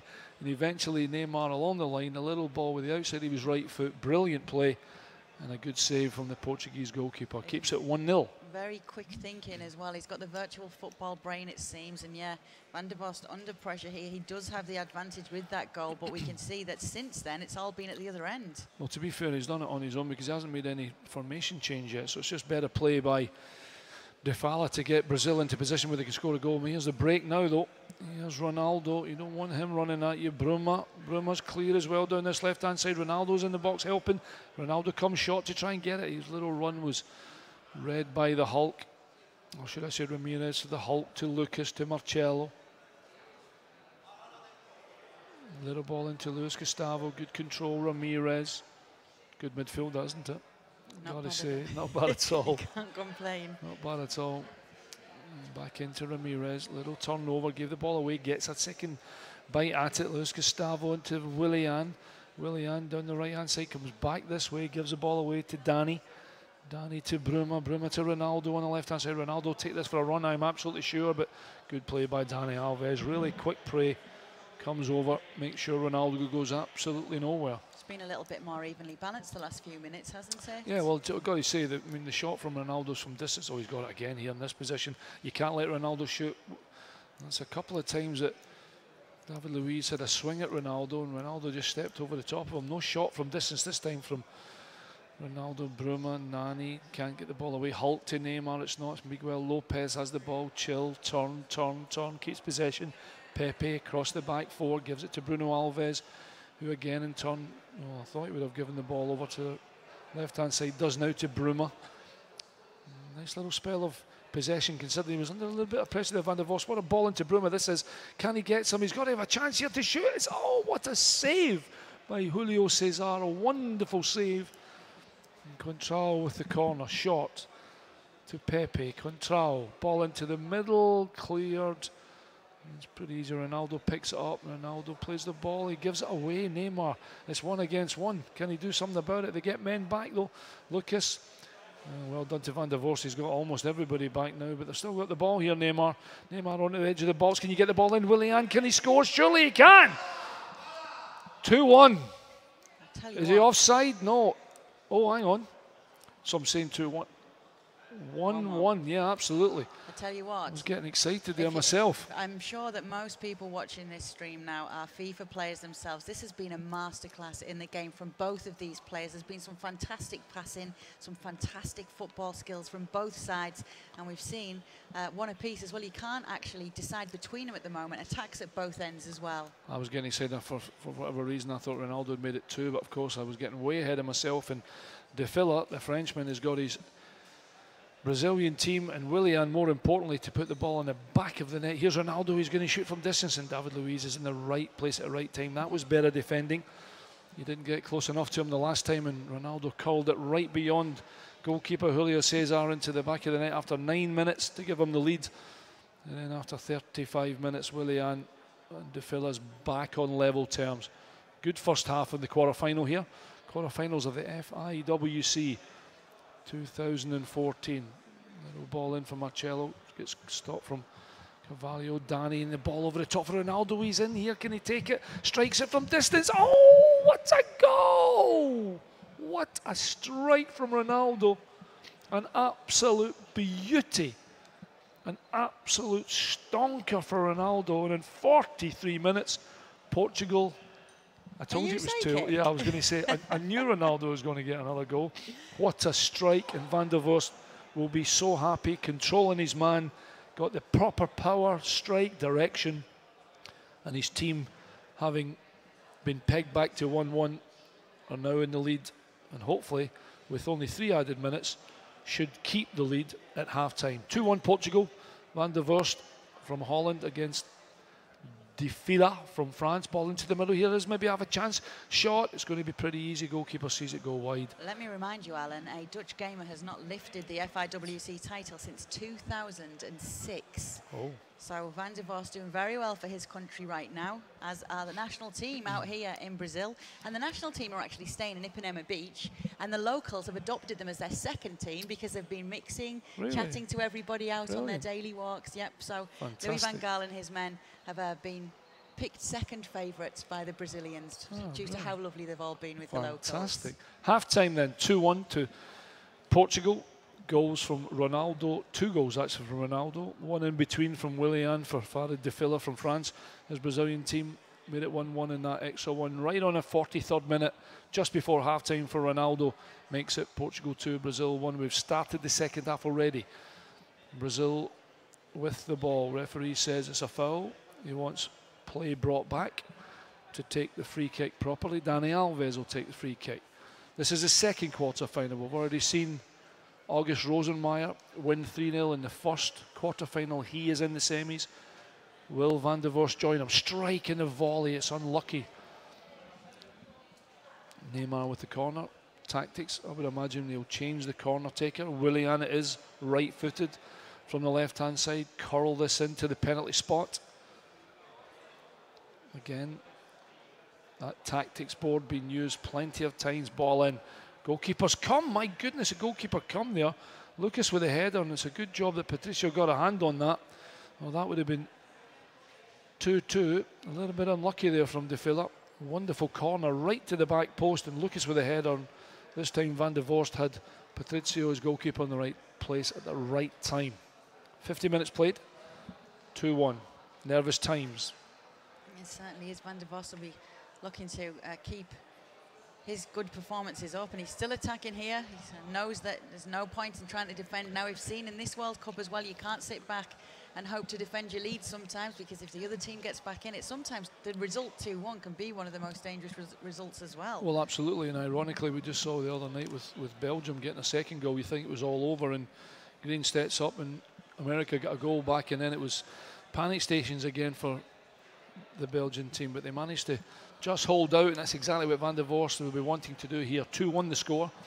Veloso on the ball for him. He's got to give this outside to Bruma. Go and take on Dani Alves. He's killing the clock a little bit. Dani Alves comes in with a strong challenge. Referee says, I'm happy with the challenge. Nothing wrong with it. Contrao, Bruma, and Dani Alves gives away the corner. Yeah, we've seen a few corners in these games today, as you'd imagine, at this high level. Changing the tactics as usual from the corner. There's the power. Veloso into the middle, and Thiago Silva gets the ball away. Contrao keeps it alive. Well, I thought he was going to have a dig. Hang on, here's a chance possibly. I thought he'd nicked it there. Little back heel there. Yeah, it was a little fancy pants. One little fancy pants in a very difficult situation as well. Veloso, Contrao, Veloso.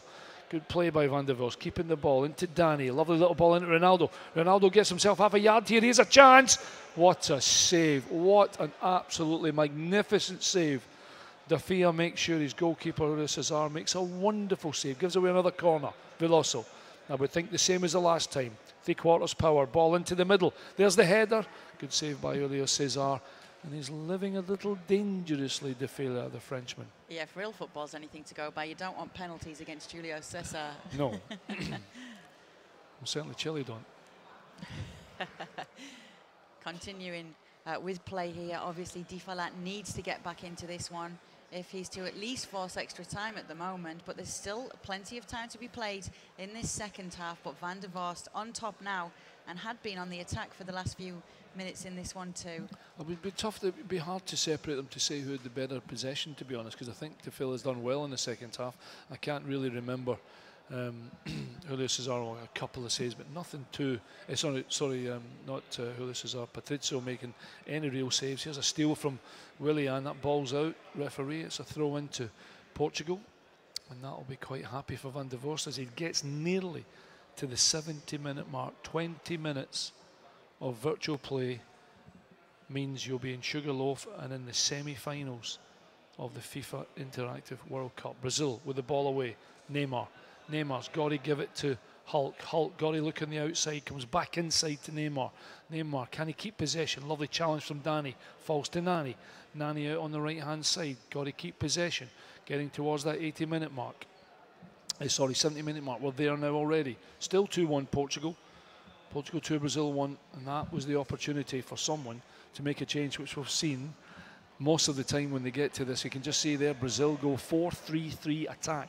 That tells you all you need to know, that De Villa needs extra bodies up front. But not only that, everybody's attack-minded. It's going forward to get them that second goal that might just get them extra time. Nothing really from Portugal. Here we go, Portugal staying 4-2-3-1. Quite happy to have the two central midfield players in front of the back four just for a bit of cover. Yeah, there's still time to actually it could really come back and make it amazing before I get the win, before extra time. But then again, Van der Vorst could put the game beyond doubt if he can get another goal. Very true, absolutely, Kay. And you can just see there, at least they've got extra men up front. De Villa trying to force the pace. And it's all about, oh, hang on a minute, that's an absolute disaster from Patricio, the goalkeeper. What is Van der Vorst thinking about there? Got to be cleverer than that. You get a place in the semi-final of the World Cup here. You don't want a goalkeeper doing silly things like that. Anyway, gets away with it. Pepe to Bruno Alves. Lovely little skill from Alves. Is getting close down by the Hulk there. Contrao on the left-hand side. Ball up the line to, well, I was going to say Nani, but that ball will go out. They try and get it back in as quick as they possibly can.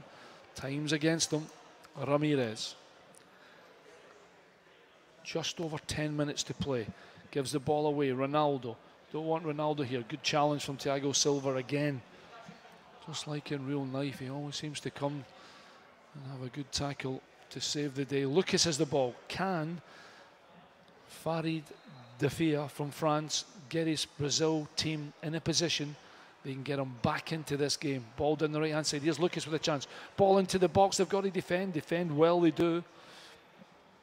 Good play by Pepe as he wins the header there. Here's Ronaldo. Ronaldo will keep possession. He'll check back. No, he won't. He'll drive up the line. Ramirez is close to him. Ronaldo still got it. Coming into the middle, and another little toe poke out there, but it's going to be a Van der Vorst and a Portuguese throw-in. Ronaldo with a throw-in. You don't want Ronaldo throwing the ball in, do you want him? No, not really. Anyway, anything will do at the moment. Bruma. 85 minutes, and they get a corner, do they? Yeah, they do. It's good news for Van der Vorst and for Portugal as they lead 2-1 with 5 minutes to go. Ball into the box. Oh, he's hit the crossbar. Veloso hits the crossbar from the corner. I don't know where Julio Cesar was there, but he was in absolute nowhere land, and they get a real break there. Lovely challenge from Veloso. This time Lucas, they've got an extra man up here. If he can get this into the box, Lucas is in. Lucas is in. Neymar's at the back post, and he doesn't have anybody there. Luis Gustavo would come into the middle, and that was a real opportunity for Farid Defila and his Brazilian team, and he just quite couldn't put. Now we've got 5-4-1 diamond. Yeah, and there's just a couple of minutes left. Well, in basically, this game Stefan Van der Vorst has said, "Okay, come on then, break me down, break me down. I've got 5 defenders, 3 in a diamond in front. There will not be a lot of going forward from Portugal here in the last 2 or 3 minutes. We'll have to check the 4th official to see how many extra minutes he puts up." Yep, and see if he can just keep possession now and play this one down. That's exactly what we wanted there. It's going to be a throw in. You can see the Portuguese fan, and we're going to have a change as well. Just running that clock down.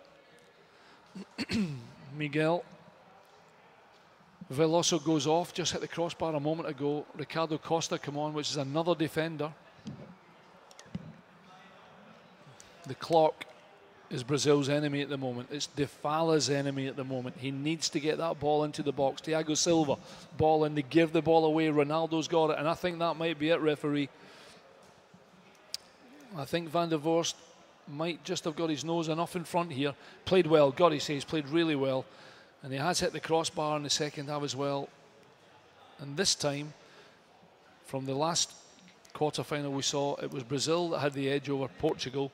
It looks as though it will be the opposite, and Portugal are just going to have the edge over Brazil here. And Van der Vorst from Holland looks as though he may just be heading in to the semi-final of the FIWC. Yep, he's just 19 as well, he is, and that's August, who's 18, so 2 young guys, still teenagers. Brilliant. No, are we speaking too early? No, Portugal get the ball away, just living really on the edge. Oh, that's a poor header though. And that is that. It is. It's done. Stefan Van der Vorst from Holland will be in the semi-final. He's beaten Farid Defia. 2-1 Portugal, 2 Ronaldo goals, 1 from Willian in response. And we have another semi-finalist. We do, and some smiling Dutchmen over in the corner after that result. So that's August Rossemeyer and Stefan Van der Vorst, both through to the semi-finals of this one. And as we mentioned, just 18 and 19 respectively, these 2 young men. So it's fantastic for the youngsters. What a fantastic opportunity. Well, that was a good game as well, genuinely. I mean, I wouldn't say by any manner of means he was outplayed. He just, that little goal from Ronaldo, for to be fair, how often have we seen it from, what, 25 yards? Not been a lot of goals like that, but if you don't close them down, and obviously he saw his chance first to have a dig from Ronaldo from distance, that's just been the difference there. They both played really well in the second half, and maybe Van der Vorst will probably think he was unlucky not to get a 3rd goal when Veloso hit the crossbar. Fantastic stuff. We have 2 semi-finalists, 1 from Denmark and 1 from Holland. Yeah, we do, and 2 fantastic players that we did just see there in that semi-final, in that quarter-final, sorry, to make it through to the semi was Van der Vorst. But as Alan was saying, Defala showing some wonderful skills on the console as well. And it's been great to see that as well. I think for all you gamers out there, when you do see that these players playing, it's so nice to watch the best in the world do their listen, thing. just when we had the last break, actually, it's still 0-0 between Fluminense and Botafogo, incidentally. There were some of them were practicing, and some of their moves they're so clever, genuinely so clever. Yeah. I'm way out my depth, miles out my depth. It's the tactical minds as well, you know. Also, as we see, you know. Well, even at the end there, when he was under pressure, Van der Vorst, He's gone to a diamond, 5 at the back and a diamond in front. He's then made a substitution as well. So, I mean, thinking all the time. You're under pressure. Even as a manager, you've got to be thinking. I need to, you know, if you have an advantage, then you have to make sure you make that advantage your best friend. And I think that's what Van der Vorst did really well. There was one half chance right at the very end for De Vere to try and win, but not enough. And we have a Dutchman in the semi-final. Yeah, now we need to find out who will be joining them, and we will be doing that when we come back. We'll take a short break in just a while we do set up the next of the quarterfinals. And so stay where you are. We'll be back in a moment, and we'll take you through the third of today's quarterfinals.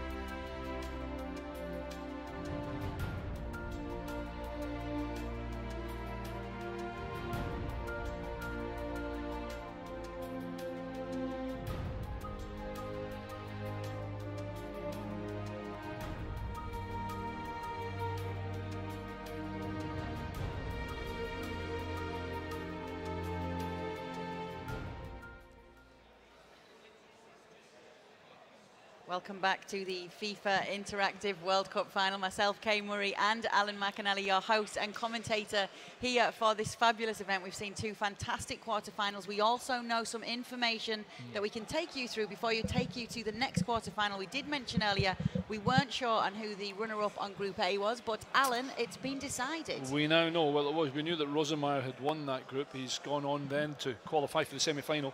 And the second place was between England, Ty Walton, and Dutch Jorik Boshoff. They played.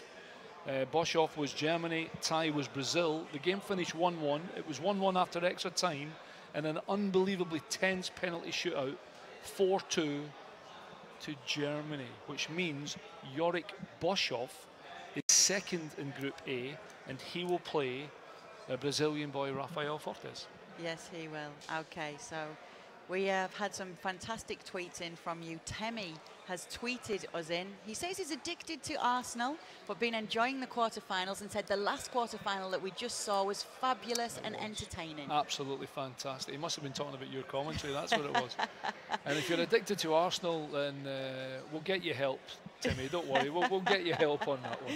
No, great to have you tweeted. Thanks Absolutely. for tweeting in, Temi, and make sure that you do tweet us in at FIWC. We are setting up the next of our quarterfinals, as we obviously know that we have our third quarterfinal of the day.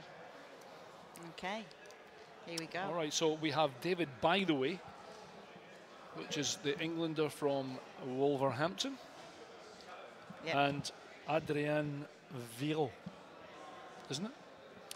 Oh no, hang on. Yeah, we are. I think I can't see them over there. They've got the tops on. Yeah, it should be. It should be David, by the way, because that's the winner of Group D against the runner-up of Group C. Group C, absolutely.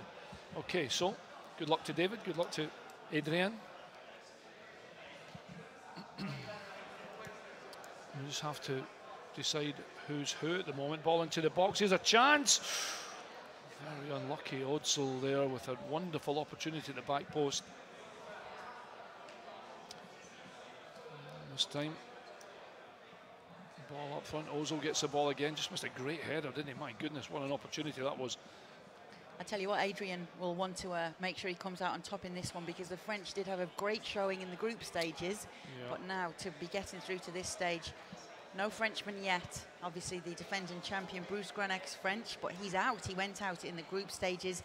Adrian likes playing with Germany and Brazil usually. He was actually one of the last seeded players of the final 20, 18th seed, and we've seen some big shocks in this tournament, and so here he is playing David Bytheway, who is in the second pot, which means he's like one of the top seeds, really, if you will. British as well. 21 in a few days' time is David Bytheway on the 4th of July, when we have a fabulous quarter-final in real football set up as well. He started competing, did David, when he was 16, and he said his main rival was Ribeiro.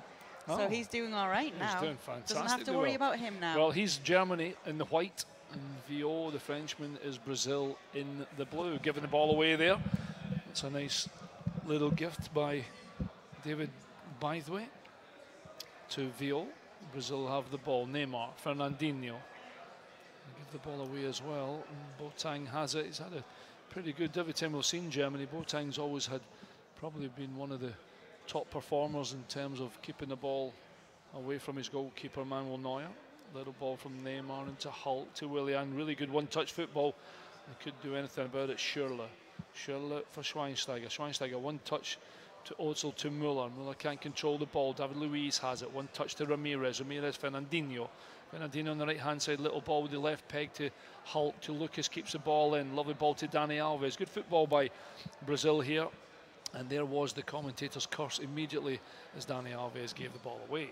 Yeah, certainly was, Alan. Although earlier on, don't worry about the curse earlier on, although you may be cursing some of our FIWC plays. You said Ronaldo would score, and he did. I thought he might, yeah. So here's another ball. Here's a chance, and good control from Ramirez to take the ball away. There's already been a couple of opportunities when Germany, and by the way, had the ball down the left-hand side. Every time we got the ball in the box, there's always been a white shirt on it. Now here's the Hulk breaking clear into the box, and good header away by Schweinsteiger. Two really good opportunities.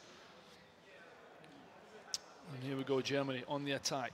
Nearly played 25 minutes already of this third quarter-final place in the semis at stake. Willian, other side of Hummels. Not normal defending by the big defender. And Hummels gets back over. Really good play. Oh, hang on a minute. Ball into the box, nearly nicked. Back by Germany. And good play by David, by the way, as he controlled the situation that could have been pretty dangerous for him there. I don't think we've seen too many comebacks yet. I don't think Usually, we've if you seen can any. be the goal scorer, the first goal scorer, you can pretty much guarantee yourself a spot in the semi. It's gone on quite Yeah. literally. Well, having said that, we did see, hang on just wait a minute, as Royce goes down the left-hand side, and Lucas gives away the corner. Let's see if we can change the trend, hey? Well, exactly. We did actually see a comeback, didn't we? Because in the game that Ronaldo scored 2 goals on, which was the Rosenmeier game, no, it wasn't, that's a lie, that was 3-0. It was Stefan van der Vorst against Farid Farah. It went to 1-1, didn't it? Yeah. And Van der Vorst managed, his Ronaldo player, to get a second goal. No goals here after half an hour. Germany against Brazil. David, by the way, from England, plays Adrien Viol from France. Oh, a lovely little play from Hulk. Can he keep it alive? No, he can't. Ball into Schweinsteiger, to Gundogan, middle of the park. Gundogan, little ball to Özil. Özil, challenged by David Luiz, keeps the ball. Özil still has it. Schürrle, easy for Luiz, clears the danger. David, by the way, is concentrating on the game, obviously, but he looks pretty relaxed there. Pretty relaxed stance in playing this one. Yeah, he looks all right. We can just see the players over on our right-hand side. Yeah, good. All in their shorts. Because of the weather in Rio de Janeiro, where we are. Fantastic weather it's been. We had one day of rain, but fortunately it didn't spoil the group stages on our open rooftop draw. No, exactly. The group stage draw was held there, but we're indoors today. Outside is the Estadio Laranjeiras, where Fluminense are actually playing. They are. They play Botafogo. Botafogo, local derby now. Botafogo, yeah, exactly. Well, there's a ball right to the back post again. Not particularly brilliant defending by Brazil, although they get a little bit of luck there as it's gone all the way through, getting to that 40-minute mark. Still no score in the third quarter final of the FIWC 2014. Again, Brazil get the ball back. Fernandinho, lovely little pass to Dani Alves. One touch to Lucas down the line. Royce intercepts Gundogan in the middle of the park. Özil, Janssen gives it away to Hulk. Özil gets the ball back. Lovely ball to Royce, who come inside. Gundogan keeps it, and Ramirez is across, but Royce keeps the ball. Royce is clear here. Can they get this into the back post? There he is. There's someone. Oh my goodness, what a chance. He didn't get good enough contact on it. I think if he goes further to the back post, oh no, I think it might have been offside actually. Just straight offside. That was close. Very, very close.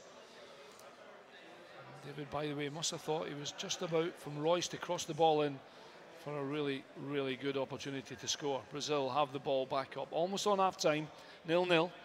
The Hulk gives the ball away. Schmelzer. Back to Boateng. Boateng to Hummels. Keeps it going to Janssen. Janssen at right back. Comes back inside to Boateng. I think 3 added minutes. In the way that, by the way, I should say. It's difficult not to say by the way when you look up on top right when it looks as though that's exactly what it says. I do have some friends with the same surname, and that's the way they pronounce it, by the way. Yeah, 2 twins, actually. Oh, my goodness. There's usually 2 when it comes to twins, isn't there? It's the first time I've ever heard the name. First time ever I've heard the name. Anyway, we're nearly at half-time. Still 0-0. Germany. Here's an opportunity, possibly. Thiago Silva. Right place at the right time. Neymar from Willian. Neymar, little ball to Lucas. Can they get behind the German defence here? And the referee says, sorry, half-time, 0-0 in the third quarter final. David Bytheway against Adrien Viol, 0-0. And we're going to make a couple of tactical changes before we get the second half underway. You're watching the FIFA Interactive World Cup 2014 final here in Rio de Janeiro with our presenting partners EA Sports and PlayStation 3. Myself, Kay Murray, is your host, and Alan McAnally, our fabulous commentator, lively as ever, sat alongside me. Of which I was just about to say, put your punditry hat on and tell me who's going to win between these two very, very even players of the way, if anything, of the first half has got to go. Well, I'm not going to be biased and just go for the countryman of Bytheway. Well, no, nor will I. Although, obviously, it would be great to see England Having actually said get that, to a semi-final. of the chances made in the first half, Kay, to be fair to Bytheway, he made the better chances. We haven't really seen anything of Vio and his Brazilian team really stretching Manuel Neuer. I haven't really said that Neuer's made too many saves, to be honest. I keep talking because, as you say it, it looks as though his team are attacking a little bit more. No, well, no, Bruno, we're going that way this time. Okay, they're going to go the other Easy. way. But Offside. Vion will definitely want to be getting a good result in this one, not just for the fact that it will put him through to the semis, but the fact that France came with a number of players and didn't do so well in the group stages. He is a hope for them, though. We've just already seen a Frenchman go out at this stage, and they won't be wanting that to happen again for Royce Team is France. onside. Royce is onside, and again, not too dissimilar to what we saw earlier on in the game, and there's just no power in the cross. And Thomas Müller with a very tame header. It was an easy save for Jefferson. Fernandinho to Neymar, cut out by Gundogan, to Müller, to Özil. Özil tries a slide rule pass through the middle, and hang on a minute, Neymar's in here. Neymar's in. They need Neuer to save this, and lovely defended from Janssen, and Neymar gets the shot in. And unfortunately, Manuel Neuer is in the right place at the right time. Doesn't delay, gets the ball out quickly. Gundogan in the middle of the park, little ball to Özil, first time to Müller. Müller comes back over this side, gets the ball taken away. Hulk, Neymar, lovely ball into Willian. This is going to have to be strong defended from Janssen, and he does, and does it well. Overhead kick, keeps the ball alive. Müller nearly gives the ball away. Schweinsteiger to Schmelzer. Schmelzer, good play, a little bit of quicker play as well. He's offside by a mile, Thomas Müller. He's going to complain, but he is miles offside.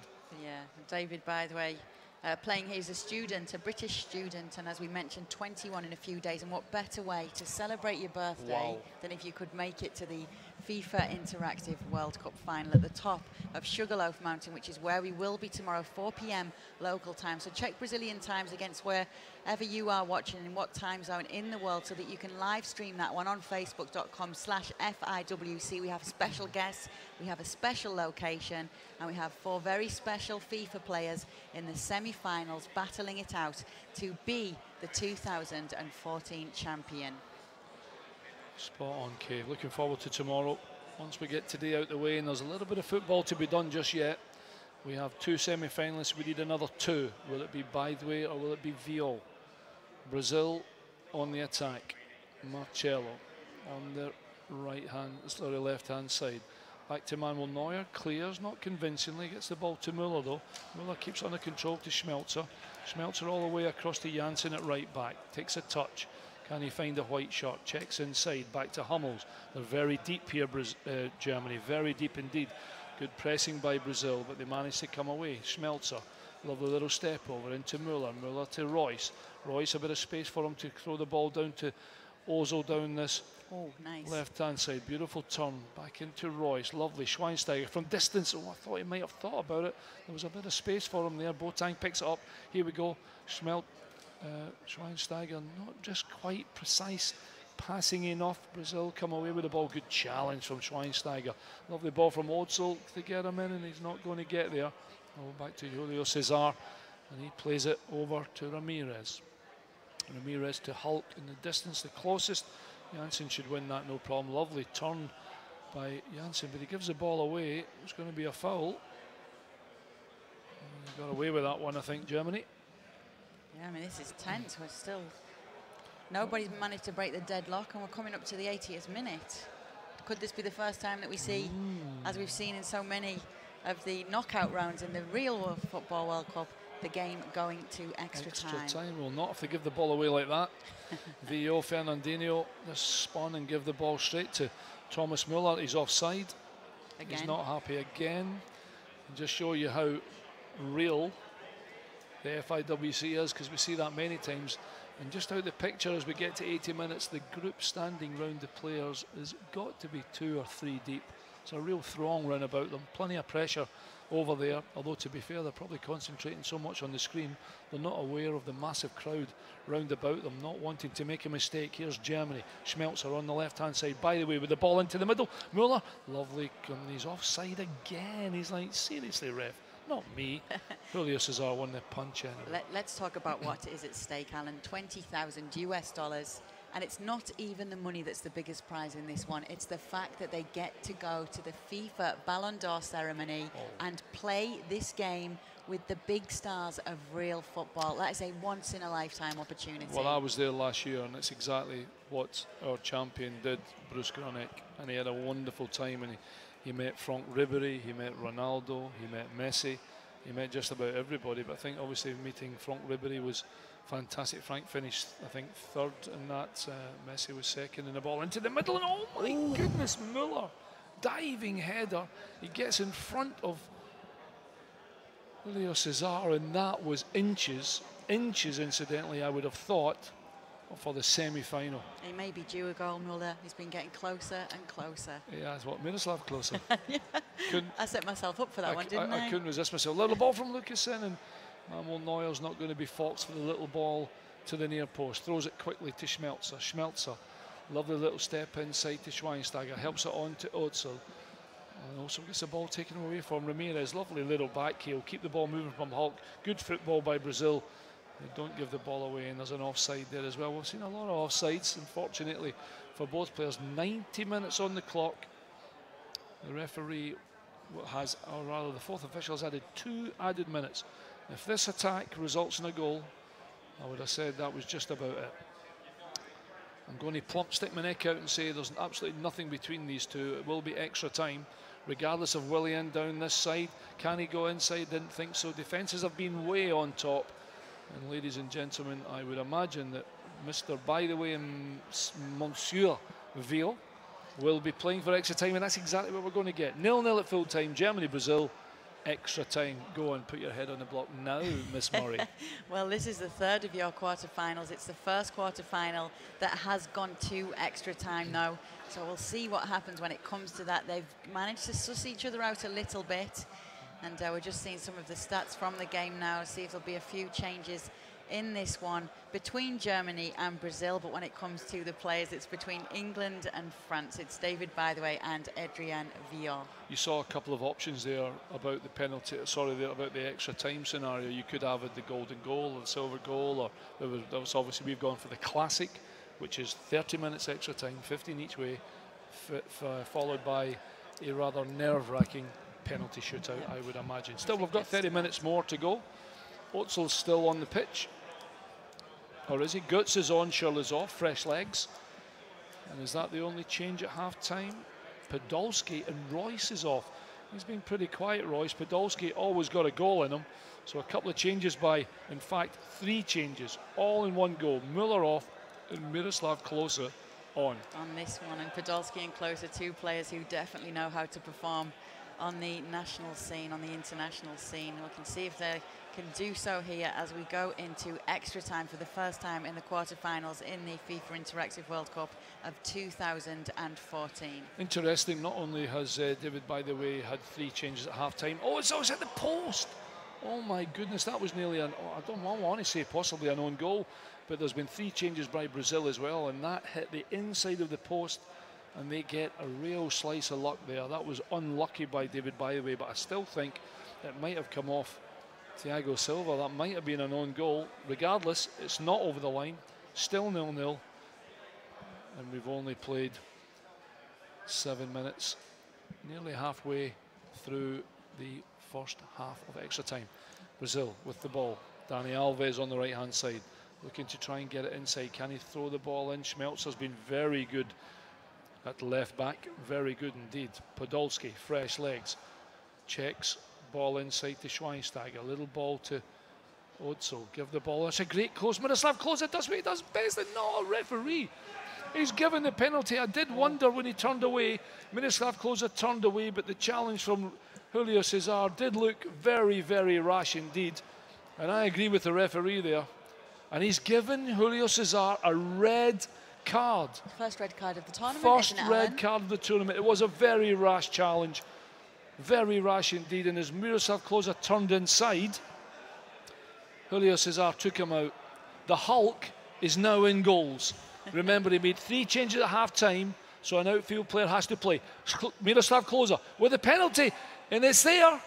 1-0 Germany, and David, by the way, with an extra man advantage, has now, after 102 minutes with Miroslav Klose from the penalty spot, given Germany the lead. I tell you what, we're seeing some drama in these quarterfinals. If the group stages were a bit cagey in the interactive version of this World Cup, all the drama's coming now. We're in the knockout rounds. Well, he's gone 4-2-2-2-2-2-2-2 Brazil, if we can get that many twos. And Germany's gone to 5-4-1. I think basically that tells you what David Bytheway thinks. He's thinking, I've got an extra man. They'll have to do something incredibly fantastic, Brazil, to take me out of my place that I have right now in the semi-final. This will be a very, very tense. Another, what we got? So that was after 102. Here we go. So third quarter-final, Germany.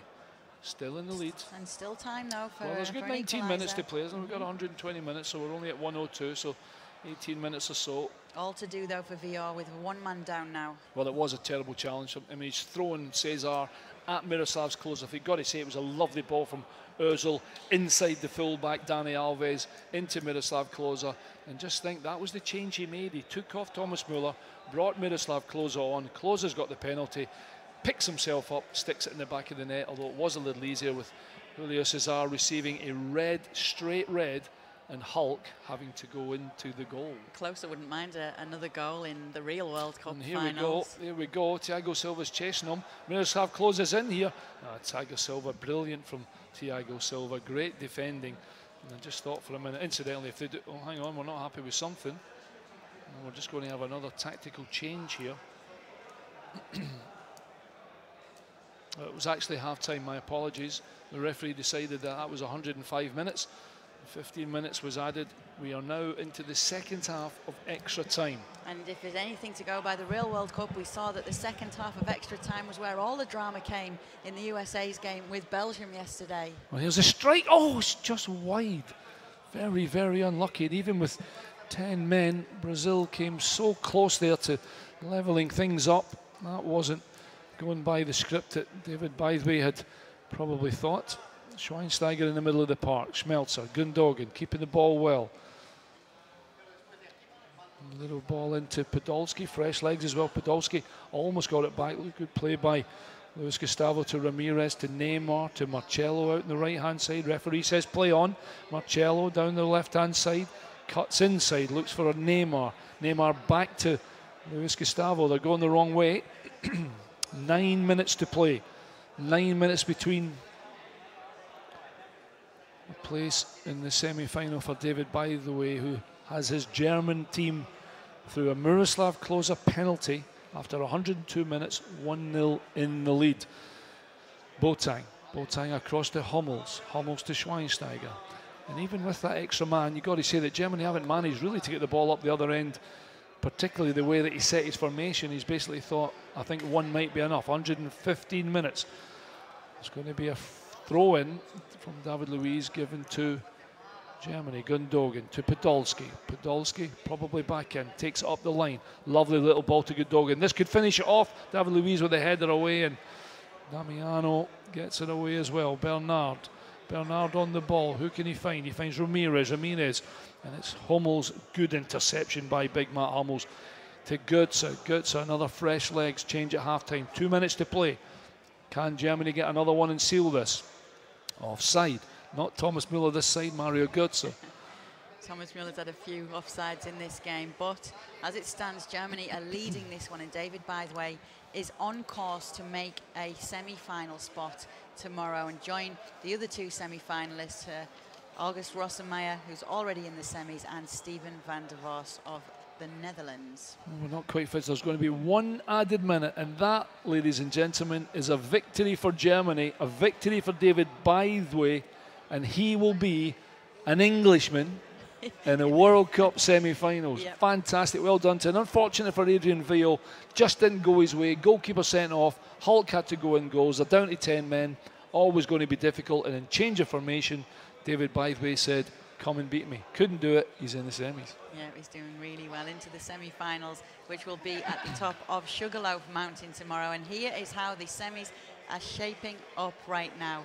We have August Rossenmeyer against Steven van der Vos. That's the first semi-final that we can see, so we already know that these two will be playing one another. And David, by the way, we'll find out who will play him as Rafael Fortes and Jorik Boshov are about to kick off in their quarterfinal, the last of the quarterfinals today.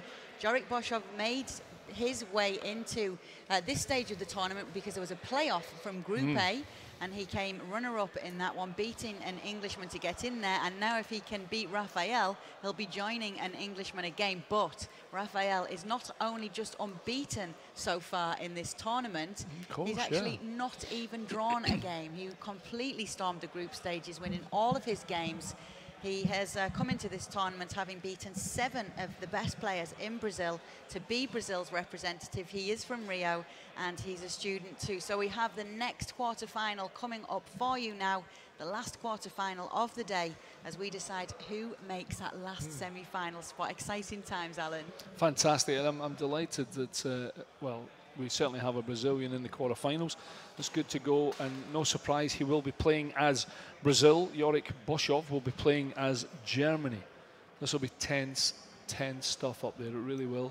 Congratulations to our 3, at the moment anyway, 3 semi-finalists, and David, by the way, Steven van der Vorst, and August Rosenmeier. Yeah, very good indeed. So, our last, but certainly not least, 4th quarter-final. Fortes versus Boshov. Fortes is Brazil, unsurprisingly. Boshov, Dutchman. He's Germany. And he's very confident going into this one. He's the one who said, when I'm on my game, you know, it's very difficult to beat me and I'm too strong for this. So let's see if he can do it. It's often the fact that when it does come to something like a playoff and you make it and you scrape it in that way, you do go on and do well in the tournament, as we saw with Bruce Granek last year, struggling in the group stages, but then managed to storm all the way to the final.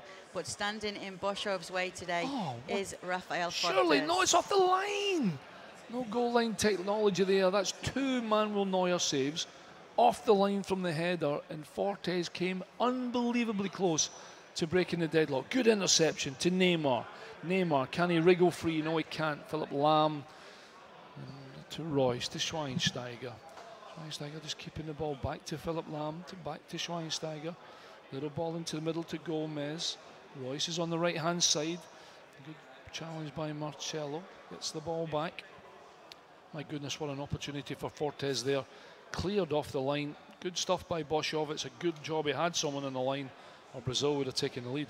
Tell you what, Rafael Fortes, what a tournament he's having. So he saw the exhibition game last night. He's 20th seed in FIWC rankings. I'm sure that will be shooting up after this tournament. He's made it to the quarters. He's looking to make it through to the semis after this one. He's from Rio and a student as well here in this beautiful city of Rio, and playing with his national team today, and almost... Oh, it's there! Willian with the first header to the back post. It was a brilliant save from Manuel Neuer, but Willian gets the rebound, and after 16 minutes, Fortes hasn't let us down. He's continued to throw his Brazilian team forward, a very aggressive formation as well. And here's Neymar trying to press home that advantage. Lucas is on the left-hand side. Can he get it into the middle? Can he drag it along the line? No, he can't. It's a corner. That's the next best thing. Neymar will take the corner, or will he? Will he change that? No, it's Neymar to the near post. It's into the middle, rather. And Germany managed to get it away. And Gomez thought he was going to pick that up from Dani Alves. He doesn't, Dani Alves. Dani Alves to our goal scorer, Willian. Good stuff by Rafael Fortes here. Back to Dani Alves. That's going to be too high. Played away by Gomez. By Hummels, rather, to Gomez. Gomez, little pass. He's got to look for somebody. No support. Now it comes from Sidney Sam. Sidney Sam, left back, comes into the middle. Lovely little ball into Royce. Royce with a little check. It's a lovely ball. Schweinsteiger. Schweinsteiger's in. It's a goal. 1-1. Brilliant goal. It doesn't look as if he was going to get it past the defender. Gets it to Schweinsteiger, who drills it into the corner. And Jorik Boshov, with his German team, are back on level terms. And that's what we're just saying. Some brilliant drama in these quarterfinals, Alan. The fact that Boshov has managed to come back here. He is a confident young man. To get this goal back when Rafael's been having such a strong opening in the group stages just makes it all the more interesting for those of us here and all of you watching at home via our live stream. Well, here's maybe another chance. Fernandinho. Hummels does what he does best, gets it clear back to Manuel Neuer, and he clears the danger. He only had the lead, Fortes, for 6 minutes. Scored on the 16th by Willian, and then Schweinsteiger straight back in your face at 22 minutes, and that ball will be gone. And that's easy for Germany. Well, it's an exciting opening 25, that's for sure. 2 goals, and even although Fortes took the lead, there was no panic stations by Dutchman Jurek Boshoff, who kept his composure and got Schweinsteiger in the right place at the right time and drilled it past Julio Cesar for 1-1. Neymar keeps good possession. Lucas on the left hand side, little dink it to the Hulk. The Hulk strikes. It's never quite caught it properly. It was an easy take for goalkeeper Manuel Neuer. Good skill by Sidney Sam. Good play by Boschov as well. And it's a great ball to Royce. Royce is clear here. The goalkeeper's come out. It's a chip to the goal, and it's a great goal. Absolutely first class stuff. Royce was way onside. Brazil playing a really high line there, and they pay for being a little bit too aggressive. Well, I said there hadn't been too many comebacks in this one. This is what we're seeing here from Boschov.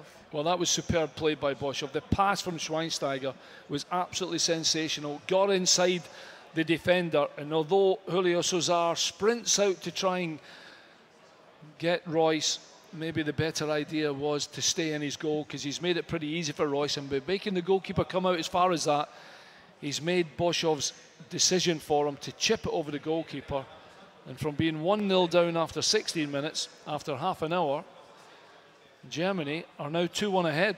And after half an hour, we've already seen 3 goals. Will we be seeing more in this game? Will this game finish at normal regulation time?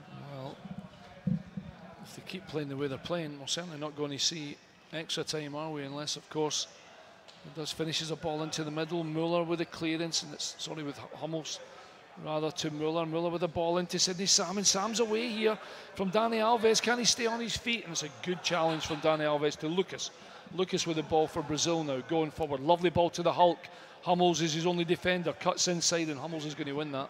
This is the other interesting thing, when you see which players each of these players choose. So they may all pick the same teams in the fact that they do favour Brazil and Germany, but they do often opt for different players in the positions as well. And that can change a lot for whether if you're playing against your opponent, to not know what type of team you're going to get or how you're going to set them up and what tactics you'll use. So maybe we're seeing a little bit of that in this game. Well, here's a chance, corner in. Can they win it? And again, Manuel Neuer, he is one of the best goalkeepers in the world, there's no question, and he's been pretty good in this game as well for Boschov. 2-1, getting towards half-time. It's been an excellent game. Sam gives the ball away, tries to do too much. This time Willian, the goal scorer, ball inside, and he's going to come again, the goalkeeper.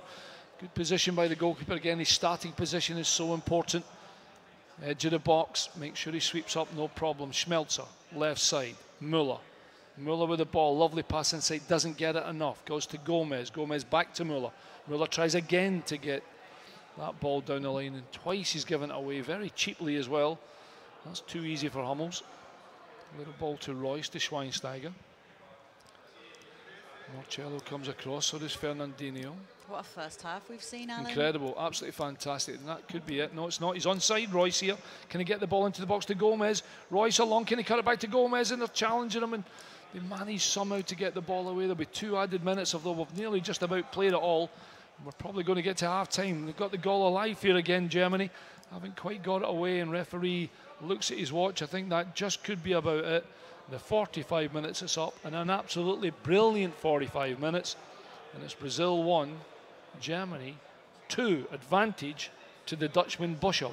Yep, Jurek Boschov, who did make it through via a playoff route in this one, as 2 of them finished in their group level on points. So they played off. He played against Ty Walton to make it through to here. This is the man who says his favourite player is Rafael van der Vaart, and with that, we're underway in the second half. Well, maybe sometimes your name is on that trophy when he just somehow managed to finish second in a playoff. 1-1 after full time, 1 after extra time, 1 4-2 on penalties. It couldn't have been any tighter, the game. And now he's in the quarterfinals. He's taken full advantage, having been a goal down after half time. His Germany team are 2-1 in the lead. Can he maintain this level of performance from his team. Lovely low ball into Hulk. Hulk with a shot. It's a good save by Neuer. Right-footed from Hulk. Tried to put it in the top corner. He's a little unlucky. Be a corner. Neymar with the corner. Ball into the middle. Can they win it? Guess who? Hummels wins the header away. It's alive with Thiago Silva. Ball to Neymar, and he was offside. The flag was up really quickly. No problems for Germany. A little unlucky there to be offside Neymar. He was just caught dreaming a little bit, watching possession. Short one to Schmelzer, to Sam up the line. Good turn. Can he take it into the corner? Dani Alves comes across, so does Ramirez. Still Sam into the corner, driving all the way. Holds off Ramirez. He's really good. What about this from Sam? Ball into the middle. Can he score? The header away from Marcelo. He does really well there. Lam, little ball on the outside. Royce was coming back the way, not forward. And Marcelo picks up the loose ball to Fernandinho, to Lucas. He got to get something Fortes. 10 minutes of the second half were played. Brazil 1, Germany 2. Neymar's in the right position. Can he get a shot away? Can he get a shot away? It's Lucas. Can he get to the ball first? Referee, no penalty. It's a corner. Another goal for Brazil would make it interesting, wouldn't it, Alan? Just a tad. Changes corner takers. Marcelo with the outswinger. Can they get a head on it? No, they can't. There's a couple of big defenders in there for Germany. It's going to have to be something good to beat Matt Hummels in the air. No question about that. Neymar. Can we get something special from the Brazilian wonder boy? It's a great header, and oh my goodness, David Luiz gets up at the back post, and he just cannot beat Neuer. He really is a special goalkeeper. Yeah, Gomez. Hitting the hour mark now as well. Lovely ball in as well, that was. But yeah, it's going to take something special to beat him there. 2-1, it stands to Germany right now. To be fair, when the ball comes across and you just see Luiz going up to win the header, you expect the ball to end up in the back of the net. But great goalkeeping from Neuer, as usual. Couple of changes here after the hour's mark then. And obviously, Jurek Boschov is a happy boy at the moment. He's looking for fresh legs with 30 minutes to play. Fortes still quite aggressive in his formation and his tactics. We're not going to see that change. Ronaldinho's come on. Lucas has gone off. So the first change was just seeing Lars Bender off. And Schweinsteiger on. Sorry, off rather. Klose on. Remember, we saw him score a goal in the last quarter final. Mario Gomez is off. Schürrle on. And Sam, who's been playing pretty well down that left-hand side, is off. Schürrle, ball forward. And it's just going to run out for him. A little bit too much on the pass. What has young Rafael Fortes got in the locker with his Brazil team? Can he somehow get himself into the semi-finals? That offside, referee? Yes, it is. Let's see if there's a twist in this last quarter-final of the day as we decide our semi-finalists and who will be joining August Rossenmeyer, Steven van der Vos and David Bytheway in this one. The ball forward, and it's a header. What a save. And that was Klose on the end of the cross. A little unlucky there. I thought for a moment he had done it. And it was a good save from Julio Cesar this time. Bit of a floating header. He'd have been disappointed not to save that one. Here's the ball into Neymar. Neymar into Ronaldinho. Can Ronaldinho do something special here? Strike! And it just takes a deflection which helps the ball with no pace on it fall into the arms of Manuel Neuer. Good turn from Schmelzer. Schmelzer on the left-hand side. He's going to hit the ball long into the corner for Schürrle to chase. Dani Alves, referee. Surely that could be a foul for Germany. Too far. Ball back to Brazil. 20 minutes to play in this fourth and final quarter-final game to give us our fourth and final semi-finalist. Ball up the line to Neymar. Doesn't quite get to him. Closer. Doesn't get to him either. Fernandinho to Ronaldinho. Ronaldinho to Willian. Can Willian do what he did in the first half and score in the second? Strike. No, he gives it out to Neymar. Neymar with the ball in, goes up the line. Germany clear the danger again, living dangerously a little bit. Boschov. And they give the ball away again. Dani Alves. It's been a really good spell of possession here for Brazil, Kay. Yeah, and hopefully Brazil can make it count as well, because if they can, we could be seeing this game changing the course completely. We do need a goal, though, from the Brazilian playing with Brazil. Rafael Fortes, he had a fantastic group stage.